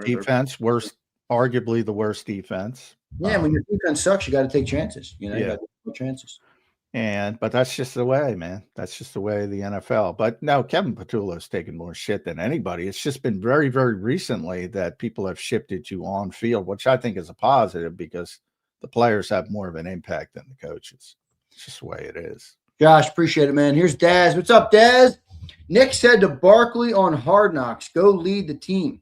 Why is he not telling Hurts that? $250 million franchise. Come on. Job's not the run. Guys, do you know how edited Hard Knocks is? I mean, they're just looking for clips. Yeah, Jalen Hurts is the on-field leader. He talks to Jalen Hurts about leadership all the time. Whether they get a good clip from the robot, probably not. So, I mean, come on. All that shit is so heavily edited. Do you think Kevin Patullo feels intimidated by Jalen Hurts? No. Why would you say that? I would just say that because I think Jalen has a swagger, and I think it's been emboldened by the success that the team had, and him being the MVP and being on the cover of magazines and everything. And now it's like you don't want to go and say, "Hey, you're not doing this right," or "We got to do this better." I don't know if that type of thing exists. I mean, it's human element, I think Kevin is more comfortable with Jalen Hurts than any of the other coordinators because he's been around him longer. He's been around him since day one. That's fair. No, I don't. They have a good relationship, at least personal relationship. Here's Zeal. What's up, Zeal? My best friend's father passed away last month. Rest in peace to your best friend's father. 2 things went into his coffin: his Phillies hat and his Eagles hat. 75 years old, 150 seasons, 4 championships. Don't ever call Philly fans spoiled. Well, I'm calling them spoiled. Sorry. Rest in peace, by the way. But yeah, things change, real deal. And they become spoiled. Now that you're talking about your best friend's father went through hell with some bad, if he was a Phillies fan and if he's an Eagles fan. That's the point. But you have this whole group of entitled fans in this generation who know nothing but winning with Andy Reid for the most part now, this era of football compared to other organizations. Also the context of why fans, especially older fans, want them to take advantage of this moment, of this team, of this opportunity. Well, that's nobody's saying don't want them to take advantage of the window. It's like, I get it. You're like, oh, they win a lot, guys. Stop complaining. But it's like, well, one of the things I've said, the mentality, the old school Philadelphia mentality of everybody's against us and everybody hates us and this and that and this, and the officials everything goes against the Eagles. And I'm like, all the Eagles do is win. All they do is get on national TV. Why? Because they're a high profile team and the NFL wants the ratings. All they do, they become the team you hated for all those years. That's what they are. That's what they are. And I say, act like it to Philadelphia fans. You are no longer the underdog. You're the big dog. Yeah. And that's why you're disappointed. Well, fair enough. Fair enough. Here's Alfredo. What's up, Alfredo? Thanks for all the super chats, guys. Alfredo, KP is the worst offensive coordinator we had in the Nick era. Everybody else was in the 20% range to almost 70%. KP is 5%. I don't even know what you're talking about. Percent means. Yeah. Do you know, do you know any idea what the percent means? I have no idea. But I would say, Fredo, no offense, bud, but how can you judge offensive coordinators on the Philadelphia Eagles? Like, seriously. Like, give me your substantive rating scale. Like, how do you rate these guys? Like, what do you know about them? Seriously. Because it's impossible to know anything about them. 20 to almost, I'm like literally dumbfounded by this percent. 20 to 70. It's like a massive range, Alfredo. It's like bizarre. Like, literally. I mean, I get access to these guys every week for every single one of them. Shane, every single one of them. I've been there every single day for every single press conference. Maybe miss one here or there. When your tire pops. Yeah, exactly. I mean, there's no way that I say it all the time. There's no way you can judge these guys. And Nick is more, by the way, there are certain things, if you go back to Doug Peterson, like Doug would tell you exactly everybody's job. Like, I always go back to when Scangarella was here and he was calling plays for a small port, and Press Taylor. Doug would tell you whose responsibility it was to contribute to the game plan. Each of the offensive coaches, somebody would work on 2-minute, 4-minute, third downs, yada, yada, yada. He would tell you. Nick won't even tell you that. And you guys are judging offensive coordinators with the beauty of me. By the way, I give you a lot of credit to have such belief in it. Like, I know what this guy does, and he's not good at it. I mean, no offense, but it's absurd. You can't know. You can't know that. You're just judging results, which I get. Everybody judges results. The offense does look disjointed. Like, forget the play calling. Like, what are they doing the things necessary in the week where, building the offensive identity? Like my question here is, like, whose fucking idea was it, John? to versus the second best passing defense in football that plays 82% zone coverage and throw the ball 40 times. Nick Sirianni. Why? That is objectively a bad game plan. Good question. And all he did was get lauded for it. Look around. Oh, didn't work, but if the Eagles execute. I saw the stuff you retweeted. So the concepts. The concepts. Baldinger was giving it some love too. The concepts are awesome, guys. By the way, also, they didn't know what a crossing route was 2 weeks ago. Now the concepts are awesome. Who's the bozo in that situation? The concepts are great if they only execute. Like, for those, like, I don't give a shit that people think the opposite. I don't give a shit if I'm right. I was wrong last year. I said there's no way they could win with this style of football. And they did. Yeah, and right. How many times have I told you that, Zander? Yeah, I go, it's hard to argue with them. They won the damn Super Bowl. I remember when we got to the breaking point. I think there was 3 games left in the playoffs. And on the post-game show, I remember you saying, I think they can win this one. And there's only so many more pins to knock down, and they keep knocking them down. Yeah. Yeah. I mean, but it's just hilarious to me.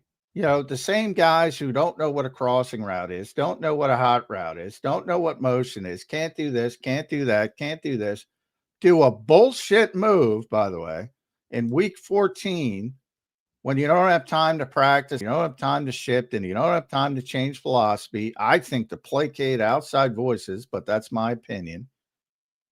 And it blows up in their face, but admittedly, it looked a little better when they were moving the football until it blew up in their face with the turnovers. And you got everybody out there going, oh, look at this. What concepts? The bozo who couldn't run a high school offense has these great concepts. But you got a receiver slipping over the middle field, interception. You got a receiver dropping the football, interception. You got a bad read from a quarterback, interception. You got 2 bad decisions in overtime, interception. Where's the results-based scouting now?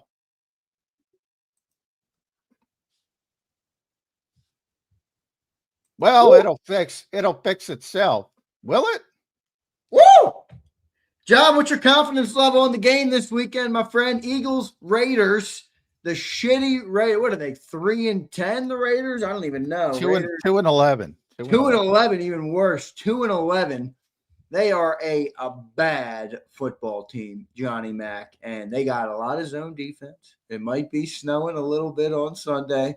Could it be another 13-10 performance, Johnny Mac? Yeah, I suppose it could be, but I think it's a confidence builder. I think they're gonna beat them. It's just a bad football team. I mean, in some ways, probably Kenny Pickett playing will help them a little bit, but still a bad football team. Our old guy Devin White's out there, by the way. That's right. That's right. I got to look Devin White up. So we got Kenny Flickett coming in. We got Kenny. We got Thomas Booker.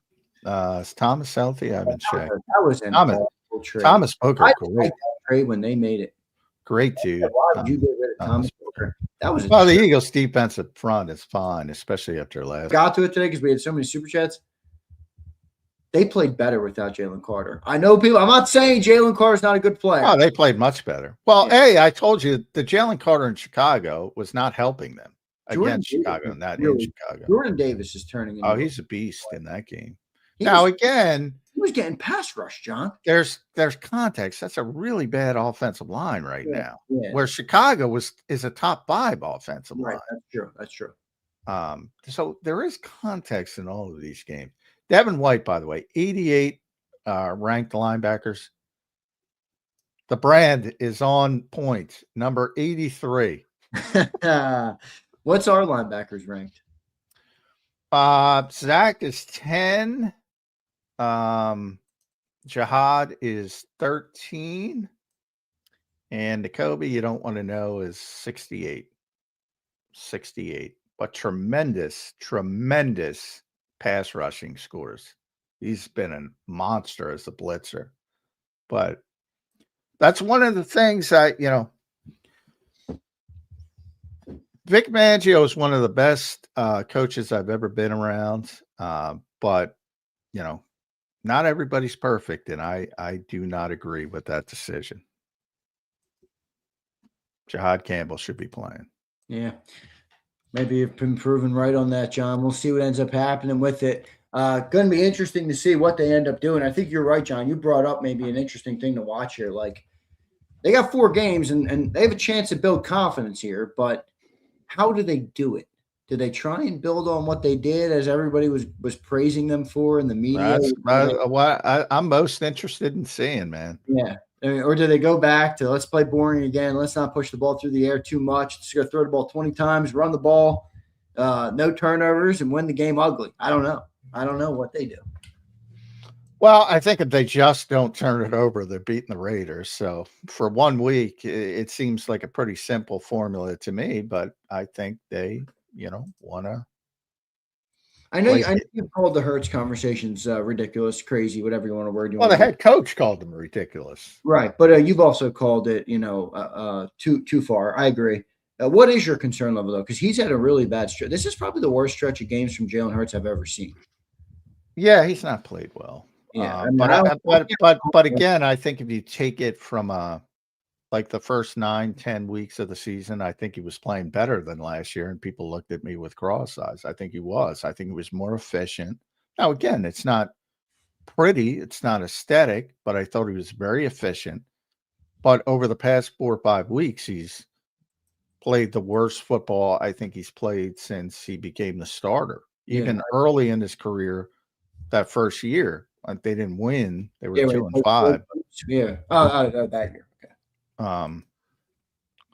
I think he's played his worst stretch of football, and that was probably his worst game. There's some other, but the playoff game at Tampa's first year was really bad, but he was growing as a quarterback. Since he hit his stride, I would say that's the worst game he's ever played. Yeah, I agree. All right, here's Alfredo.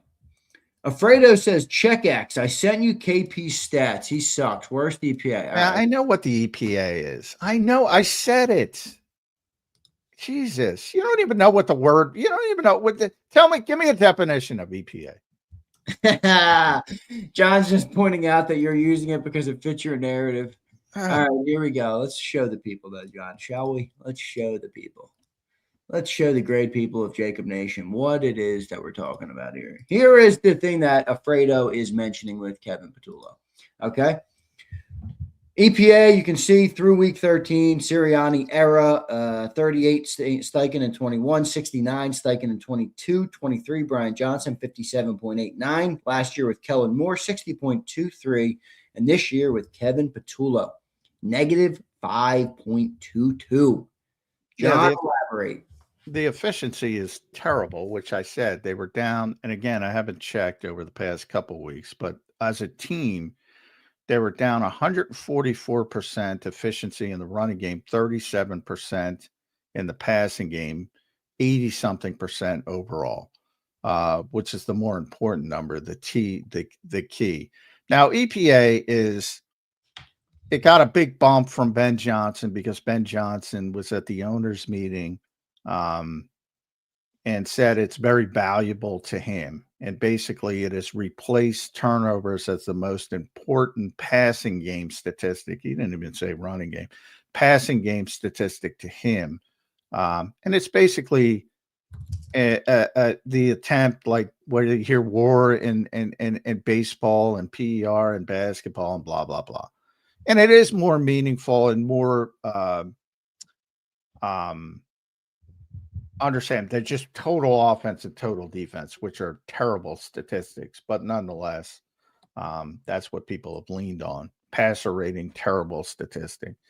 So basically, what it's designed to do is measure a team's scoring chances. So what EPA stands for is expected points added, and it's a formula where you subtract the expected points before a play from the expected points after, and you factor in everything down, distance, field position, every bullshit you could possibly do based on what's happened in the past.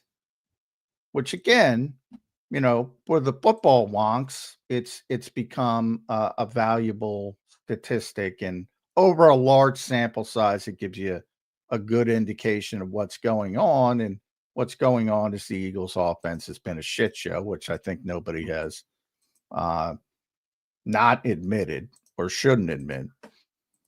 However, I mean, there's holes to it, as there's holes to everything. Obviously, things move. So if you're comparing it to last year's team was really good. This year's team's not really good. It doesn't measure, hey, what's the difference between having, Saquon Barkley from 2024 to Saquon Barkley and what he's doing in 2025. It's like, what's the difference between having Matthew Stafford and Jalen Hurts? What's the difference between Jahmyr Gibbs and insert name? What's the difference between on defense, Myles Garrett and insert name? But I think it's the best number to explain the NFL. Better for passing than running, I would say, but nonetheless better. So it's a real statistic. It tells you the Eagles offense has been very inefficient. All of that is people true. Are upset at the quarterback, John. All of that is true, but even more true is nobody knows what they're talking about when it's regard to that, and they just throw it out there. Good stuff. Fair enough there. This is why I think people are upset, though, J-Mac. But I hear you. All right, John, a couple minutes left on the show today. Real quick, John, give me your top 5 teams in the NFC right now. Oh, boy. I know it's off the top of your head. I just hit you with it 2 minutes ago. A little crazy. Definitely the Rams are number 1. Pulling up the standings so I can look at definitely the Rams to me. I got Rams, Packers, Seahawks, Lions, and I guess I'd go Eagles at 5. I go Rams 1, Packers 2. That's pretty easy. Then it becomes I guess I'd go Seattle 3, even though I'm a Sam guy. I'm still not completely sold on them. So really the 2 teams that stand out to me are the Rams and the Packers. The Eagles beat them both, but I think they're the 2 best teams. And then it's a convoluted mess that the Eagles are in probably. But right now I put the Seahawks.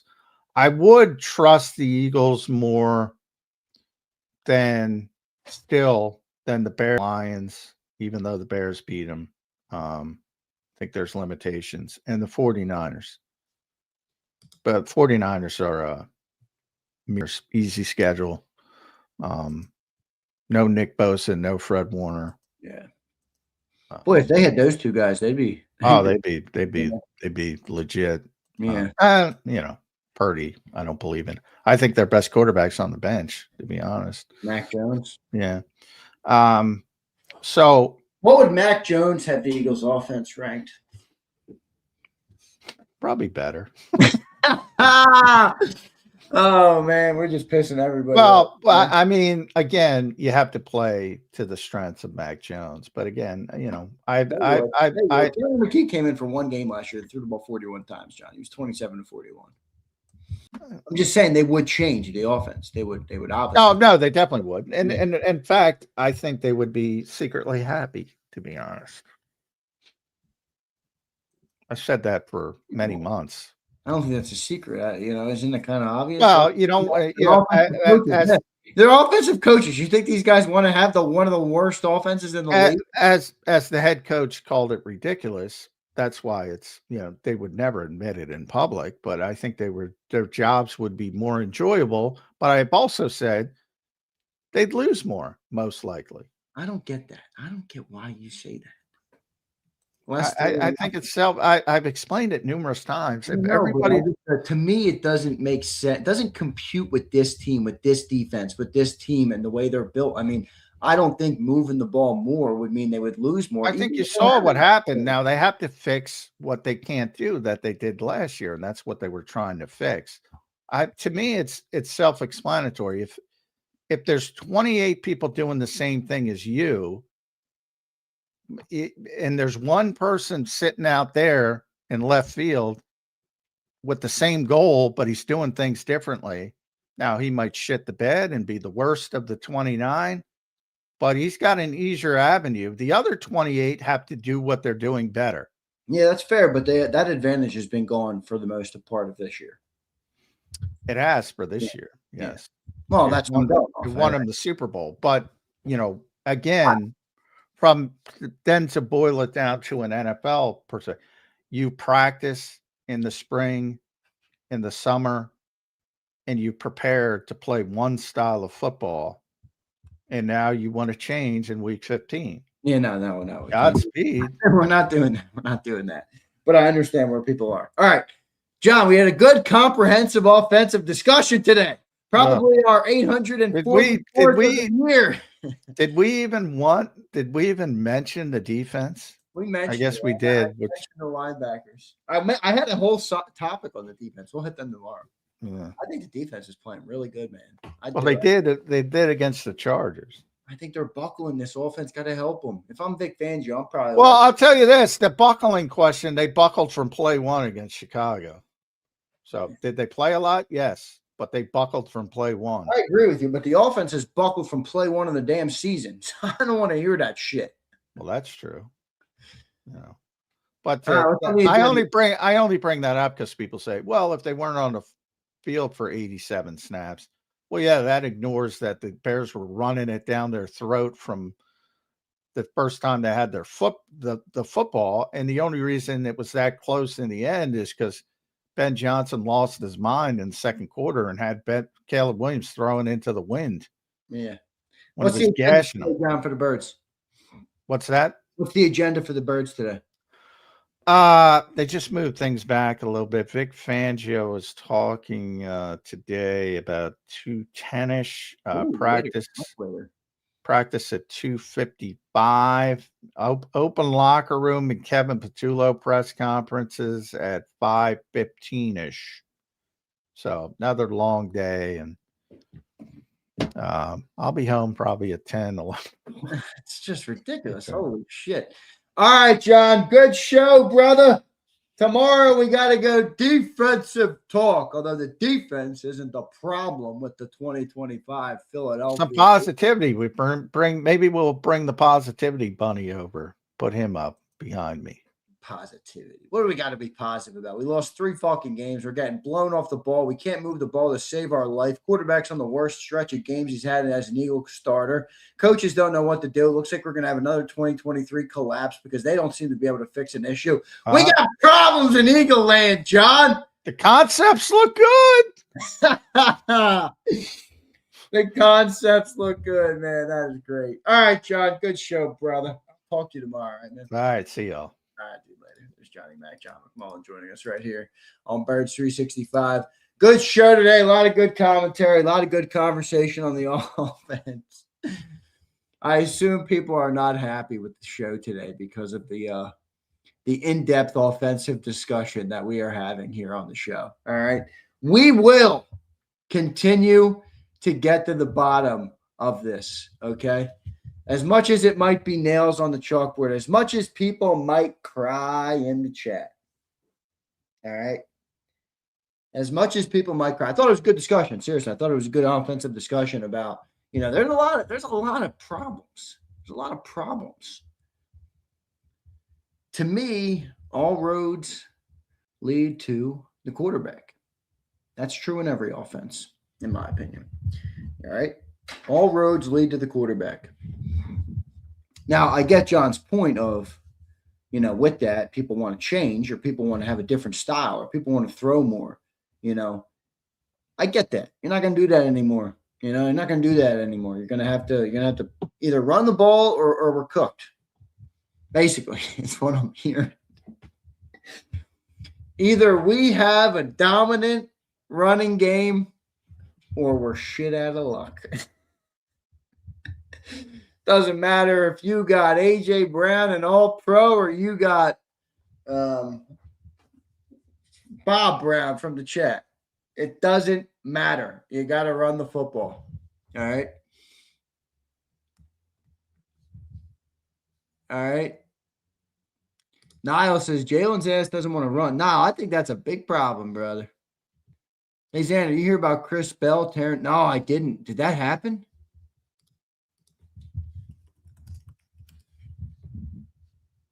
Damn, he's a good player. Damn, I see that now. That's a tough hit, man. That's going to hurt his draft stock big time. Kyle, I see some late value there. AJ messed up in critical play. Oh, no doubt. He had some brutal drops. Spurger says, we're wasting careers of elite offensive talent having Hurts throw to him. I agree. We're spoiled, Xander, because we want competent QB play. Underdog, I don't get that, but you're right. That's what John was saying. Nick Foles' recent breakdown is really good. Yeah, somebody commented this to me earlier, Gary. I'm definitely going to check it out after the show today. Came out last night, based in reality and logic. Makes a lot of sense. Wish he was our quarterback coach. I will definitely tune into what Nick Foles had to say. All right. Here's Brandon. What up, Brandon? How is that not an indictment on the quarterback, run or else? It is an indictment on the quarterback. I think where John is that he's way past that. He's like, I knew this like years ago. But Brandon also said, we should get Mac Jones in the offseason. I think Devontae Smith would be very excited. Here come all the Jalenites they're not going to be happy with me. Holy shit, that Sherrod Moore story is crazy. Bro, you threw it all away for like a 4? What are we doing here, Sherrod? You threw it all away for a 4? Come on, Sherrod. You got to be kidding me, man. You got to be kidding me. You got a wife and kids at home. What the fuck you doing, man? Get your shit together.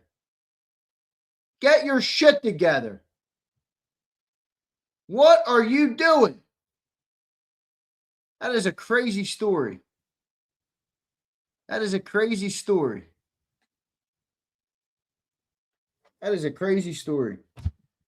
don't understand men who throw everything away, who have the world at their fingertips and they throw it away. Haven't y'all gotten enough to know it ain't all that worth it? I don't know. Maybe some of you haven't had enough. I've had enough to know that it ain't that worth it, man. It's like it's Sig Lord. It's truly disturbing. Z, with all due respect, a wife and kids never stopped a man that's undisciplined. Well, HKP, listen, read HKP. I agree. Read back your comment and tell me what the problem is. Undisciplined men will always lose in life. Always. Always, no matter what realm. Discipline, gentlemen. My dad's been telling me that since I was 5 years old. We used to have push-up competitions with our old hockey coach. He was a Russian. All right, Russian coach. I was like probably 10 or 11 or 12 or whatever. And we would do push-ups. And every week in the locker room, we'd have to do 3 sets of push-ups. And he would give you a new number you had to accomplish every week based on how good you were. And the goal was the first person who can do 3 sets of 100 push-ups easily is the winner and will win $100. Well, we had 2 Russian kids on my team. He thought the Russian kids were going to beat me. Every night, my dad, when I got home from school, push-up time. We sat and did 3 sets of push-ups every night. I was the first person to be able to do 100 straight, three straight sets. I was a push-up machine. A push-up machine. Undisciplined will kill any man in any realm, in any arena. You cannot be undisciplined. Rest in peace to the Positivity Bunny. R.I.P. How about John? I said that at the beginning of the show, and John is like, oh, it wasn't that big of a deal. John, stop defending the Positivity Bunny. Rest in peace. Goodbye. Lori called, got the thing slashed. Goodbye, Bunny. It was the stupidest thing I've ever seen anyway. All right? The blonde says, y'all scream. Sig Lord, I saw your comment. Y'all scream for more passing, and here we got. Careful what you ask for. It's not going to happen with that QB. Go Birds. Why are you putting a Canadian flag here? And yes, I agree. Kilgore. KP is using coaching suggestions on Madden. Rest in peace, KP. I think they'd be a lot better than this. I want to see Zander do a push-up competition against Jalen. What does that have to do with the price of fucking anything? I'm not an NFL quarterback. He is. Original Philly, are you under the impression that Jalen Hurts is doing a good job as the quarterback of the Eagles offense? Is that your impression right now? In 25, Jalen Hurts is doing a good job? Is that your impression right now, Original Philly? That'll tell me all I need to know about that brain of yours. What's crazier is him trying to kill himself. I saw that, Flex. That to me is like you know, wait a second. So you made a shitty bed. You made a bed that reeks of dog shit and cow piss. And instead of laying in it, you want to cop out from it. Boy, the undisciplined nature goes deep there, doesn't it, Flex? The undisciplined nature goes deep there, my friend. You made your fucking bed, man. Lay the fuck in it. Nobody feels sorry for you. The fuck? You made the bed. You're the head coach of the University of Michigan. You got the world at your fingertips. And you got distracted by some snatch? I don't feel fucking sorry for you. That's a cop-out. That's a cop-out, Flex. I agree, it's crazy, and I hope he's all good, and I obviously don't want that for him. But that's a cop-out. You made your fucking bed. What, now the chickens come home to roost and you wanna bail out? Bullshit. You're a grown man. You're a grown-ass man. You made bad decisions, now you got to live with them. And that goes for everybody in here who's a grown-ass man. You make bad decisions, you live with the results. As an Ohio State fan, I'm proud. Kilgore said, I got that one. Yeah, I'm not a fan of that, man. Copping out. What are you copping out for, brother? You got the world at your fingertips. Ain't no, I just heard the word. That's funny.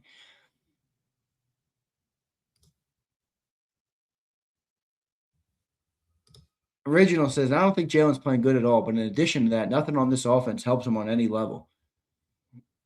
Well, what do you want to see? What do you want to see help him? Original, what do you want to see? He's got a great tight end. He's got two great wide receivers. He's got a good offensive line. Like, what do you mean it's not helping him? Or is it the other way around? Is he not helping the offense?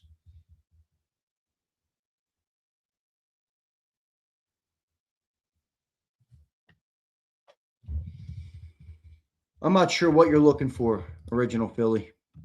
I'm not sure what you're like. You're looking for like the greatest roster in the history of football every year, year in and year out. That ain't happening, my man. That ain't happening. Threw it. Oh man. All right, we got it. We might have to get off this subject. You guys are gonna get me in trouble. Threw it away for Miami too. Bro, that might be generous. I don't know what the fuck my boy Sharon was thinking. Again, you made your bed. Lay in that shit. How about blocking? How about the wide receiver one actually trying? or a run game that can more than get, oh my gosh. Blocking. Dude, he's got like 6 seconds of play to throw the ball. What are you watching? How many times do I watch Jalen? Pat the ball, pat the ball, pat the ball. Happy feet, run. What are you watching? Pass blocking is not the problem, dude. Yeah, they're not good in the run game. The offensive line's struggling in the run game. That I agree with. Dude's got a lot of time to throw right now. All right. Come on. All right. Come on. Come on.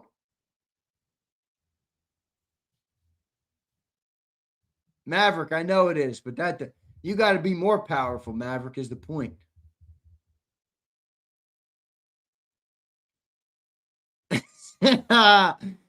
Coyote says, Xander, stop. I got milk coming out my nose. Hopefully not the same milk that Sharon's dancing in. But, Coyote, what's up?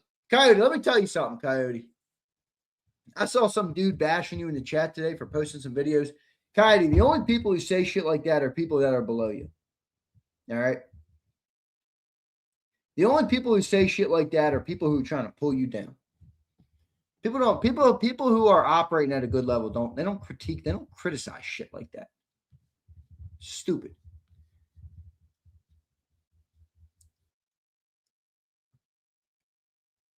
Oh man. You all would not be talking about AJ if he made just one of those passes that was thrown to him. Well, I agree, but AJ's got to be accountable too, man. AJ's got to be accountable too. AJ's got to be accountable too. Here's Mr. Sparks. What's up, Mr. Sparks? I feel like this whole team is really close to being, if not already, in deep their own head. If we don't beat the only remaining good team, a.k.a. Bills, I fear we head into the playoffs, a mentally weak team. They're already a mentally weak team. They're already a mentally weak team right now. They don't even know what they are, brother. They came into the Chargers game and said, you know what? Let's throw the ball 40 times. They don't even know who they are. They don't even have enough confidence in their convictions to say, screw the outside noise and maybe the inside noise. We're going to do our thing. Already a mentally weak team. Here's John. What's up, John? It's another perfect storm. I think hope was lost at some point. Jalen is trying to make it happen, in my opinion, but it's too far gone, it seems. I hope I'm wrong. We'll see. I agree with this, Original. That's what I just said. They're trying to change everything. We are missing the playoffs. John doesn't give me any hope. I don't take my opinions on football and derive them entirely around what John has to say. John is an opinionated person who I think has good logic and reason for certain things. What does that have to do with me? John doesn't give me any false hope.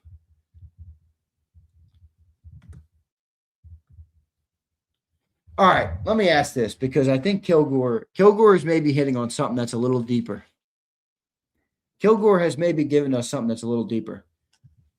I know people don't feel good about the team right now. And there are some people who feel really good about the team still, or still feel like Jalen's the greatest thing since sliced bread and the greatest quarterback we've ever had, all these things, whatever you feel. Do you believe we should beat the Raiders? Like, this is like bare minimum here, folks. Like, if we can't beat the Raiders, we don't deserve to be in the playoffs. Do we believe we're going to beat the Raiders? What is everybody's belief on the game this weekend? You're playing the 2-11 Raiders. Or are they 2-11 or 2-10? They're 2-11. Yes, Park, I agree. We should beat the Raiders. We should. I agree. Mentally checked out. We should. I agree. I don't think we will, so Jason doesn't feel it. Original Philly, Jalen Knight #1 says we should, but I'm scared we won't. And you'll probably still think it has nothing to do with the quarterback. Time for silly Nick to shave that noggin. I don't think that's helping shit, Wayne. Here's Wild Bear. We're going to soar. We're going to fly like an eagle. Guys, everybody needs to just lighten up and have some fun. All right? Let's talk about all the problems, but have some fun doing it. It is what it is, folks. Team ain't that good this year. 2-11. They are due a win. Ooh, McKeister. We're so bad it's a coin flip. Oof, man. Dirk says, unfortunately, Jalen isn't a pocket passer. He doesn't step up and throw. He rolls right. Reminds me of Vic. He threw the deep ball with time, but never stepped up in the pocket. Yeah, Vic didn't know how to play QB until he got with Andy. You know, Vic was another guy that relied on his athleticism his whole career because he could. Kilgore, that was for the fan base, not you, Big Z. 9-8 or 8-9. Holy shit, dude.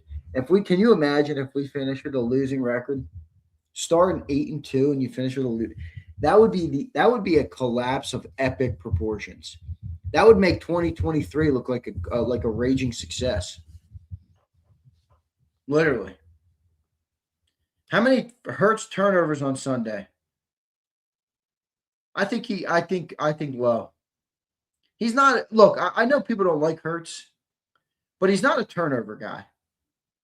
Like, he's never been a guy that just gets turnovers all the time. You know, even if you don't like his style, he doesn't turn the ball over that much. I think he reverts back to the norm. I think maybe one turnover. I don't think the norm for Jalen Hurts is turning the ball over at that level. He is if you make him throw. Now, that's true. He's had stretches that, no doubt, Island. Island, are you wavering? You were a Jalenite a couple weeks ago. Are you wavering, Island? Are you wavering? Where are my Jalenites? Where's the Jalenites? We've had too many people in here today against Jalen. I don't want an echo chamber. Where are the Jalenites?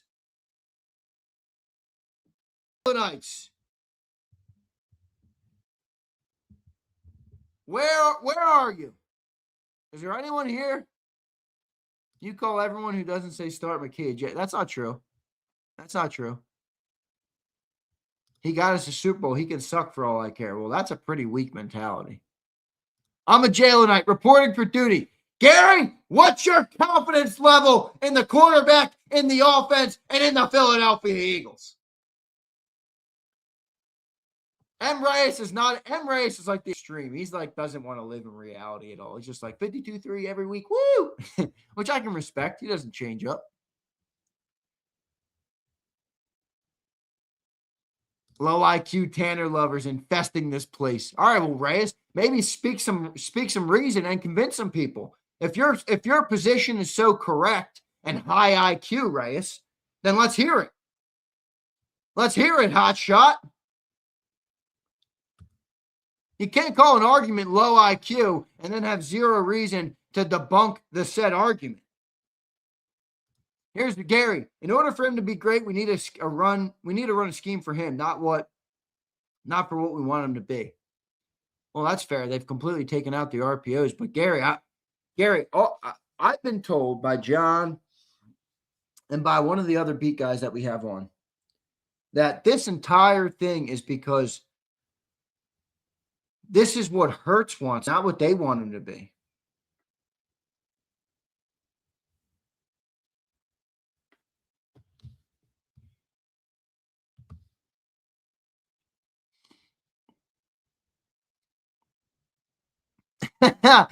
Reyes, look, you're getting haters. M. Reyes is an effing clown, man. I'm tired of his shtick. Oh, my. Oh, my. Can you believe it? And coaching is failing him, allowing him to dictate that. Gary, that's a good point. Omega Hertz fans are worse than betas. Tannerite is a big fun. LOL it up. All right. Play Tanner, Sandra says. Curtis the Green. What's up, Curtis? Z. Oh, is that a little Lord of the Rings picture? I like that. You know, I'm not a big like fake fantasy movie guy like Harry Potter's and Star Wars. I've never seen Star Wars. Like, I'm not like into that shit. Lord of the Rings was one I actually liked. You know, I'm not big into that fantasy bullshit. Not real big in that fantasy bullshit. Zay, probably a silly question. Did you catch Sims on it? I didn't see it yet, but I'm gonna watch it. I heard it was good. I'm gonna text Sills to try and get Chris Sims on. Let me text Sills and say, yo, because Sills has had Sims on.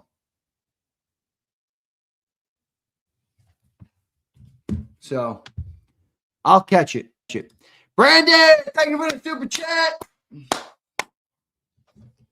Had the Jalenites bet on Hurts overs in the Raiders game? If they're wrong, ban them. What do you mean? Bet on Hurts' overs? I don't think even the biggest Jalenites believe that those are good bets.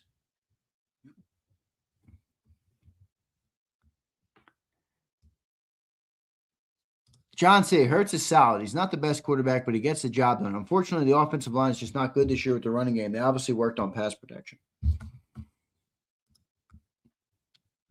Someone needs to say, no, Jalen, you 600-pound squatting aloof transformer. You will be running and you will fucking like it. I kind of like that take, Gary. All right. LMAO, Nick, don't like it, leave. I love Sills' show, but this offseason will be 100x longer than last. Sills will be cooking us all offseason, as he should. Team's not living up to expectation. How many times do we get penalties off RPOs? Ineligible linemen down the field, time and time. Landman. I don't know what landman is. What is the alternative? What is the solution? Good question. Xander, big game tonight. Who plays tonight?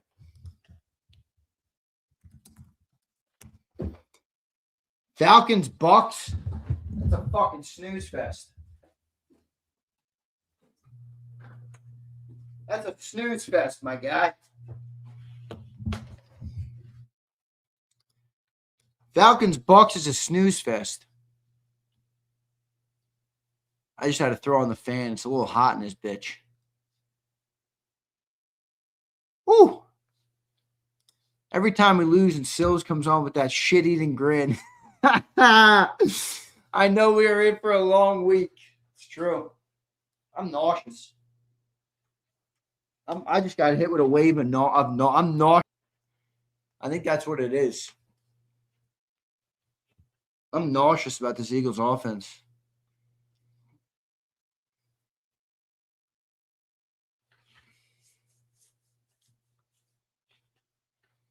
Where's the Jalenites excuses? It was all about winning till it's not. AJ been trying to warn us for years. Yeah, that's true. He has. We ass on offense. Does everybody knows that, right? Rice, even you know that, right? No, I don't have to poop.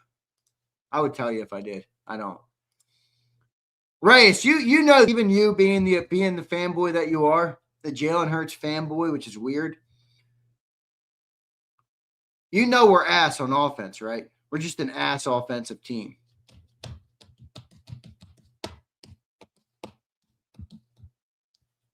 We worse than Sharon Moore's side piece. We worse than Sharon Moore's side piece.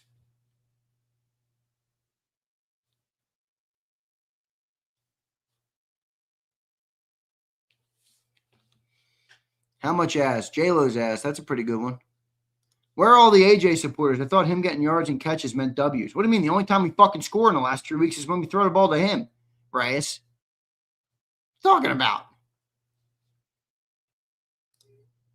Only in Philly does a wide receiver have the ability to blow up an entire offense. Yeah, good logic, Reyes. Good logic, Reyes. There's a bigger problem that you don't want to see. There's a bigger problem. You don't want to see it. All right. Man, I'm queasy and I don't have a water in here. I just got this empty Dunkin' coffee. I'm fucking queasy. I think it's this team. They're making me queasy. Football and football aren't the same thing. You know it's F when your quarterback loses his own helmet. What was up with that? Let's go to Mr. Sparks. I overheard that the Chargers took a piece out of Todd Bowles' playbook on defense. What do you mean they're all doing that, dude? They've all figured out. Mr. Sparks, the league has figured out the Eagles' offense. People can blame the offensive line. They can blame the coordinator. They can blame Saquon Barkley. They can blame whoever they want. I don't care. The league has figured out this one-dimensional, simple offense. That's the case. The league has caught up to Jalen Hurts. They catch up to every quarterback. They do. That's why you have to evolve. And you have to be better than what the defenses are doing to stop you. Hurts hasn't been better than what the defenses are doing to stop him.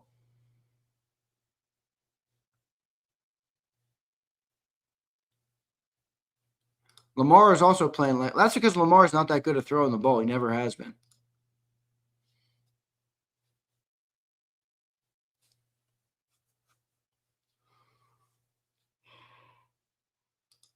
Four and five since Liars Month is disgusting for this team. It will make anyone queasy. I agree. These coaches have no answers too, by the way. None. Nick Sirianni, a second collapse about to happen on him. This guy's got no fucking answers. This guy can ride the pine when they're winning games on the back of Saquon Barkley running for 2,000 yards. He doesn't have a fucking answer. John says he's a good coach. Sorry, John, I don't agree. He doesn't have a fucking answer. He doesn't have shit. His answer was throw the ball 40 times against one of the best pass defenses in football. These coaches have no answers. The quarterback's got no answers. The coaches have no answers. This is why you're looking at 2 collapses in 3 years. Everybody likes to say two Super Bowls in 3 years. Well, guess what, folks? We're also close to two collapses in 3 years. Is this where we're going to live? Greatness or brutal? That's like where the Eagles are. I don't know. I got to go, though, because I think I'm about to faint. I've never fainted in my life, but maybe today's the first day. The Eagles offense has done it to me. I want a cheesesteak. I want to go down and get a cheesesteak today. That's what I'm craving. A cheesesteak. A Skinny Joey's cheesesteak.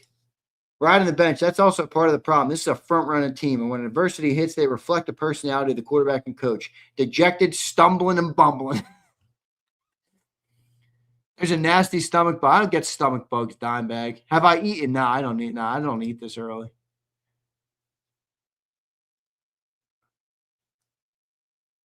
See y'all at 2 p.m. I believe the coach's hands are tied. I agree, but still have no answers. All right, I love all you guys. I'm out of here. I got to go get a drink of water. All right, I'm going to take one of those water bottles, go top to bottom. Drop it down the chute. Drop it down the chute. You need that kombucha. I hope you were healthy with it. All right. Bruce Banner, shut your bitch ass up. You haven't had a good comment in 6 weeks. Go back to the drawing board, guy. The only thing worse than the Eagles' offense right now is Bruce Banner's comments. Oh, man. Company holiday party? That legitimately sounds like hell on earth. This is why I could never go into that life, Keese. Love you and respect you. A company holiday party? I think I'd rather blow my head off. Legitimately, I think I'd rather blow my head off. Like, I literally think I'd rather blow my head off. GGS. What's GGS mean? Anybody know what GGS means? How would I know Reyes would say this? Company parties rule. They're letting him drink at his, I guess, Zeal. Good game? All right. Thanks. All right. Love all you guys. See you next time, everybody. You've been listening to Birds 365, the destination for the passionate Eagles football fan who bleeds green. If it's Eagles football, we're talking about it. Debate inside the locker room and guests that are some of the greatest football minds from around the region. We hope you enjoyed the show. We know we had a blast. Make sure to like, comment, and subscribe, and we'll be back soon. But in the meantime, hook up with us on social media at JAKIB Sports. See you next time on Birds 365.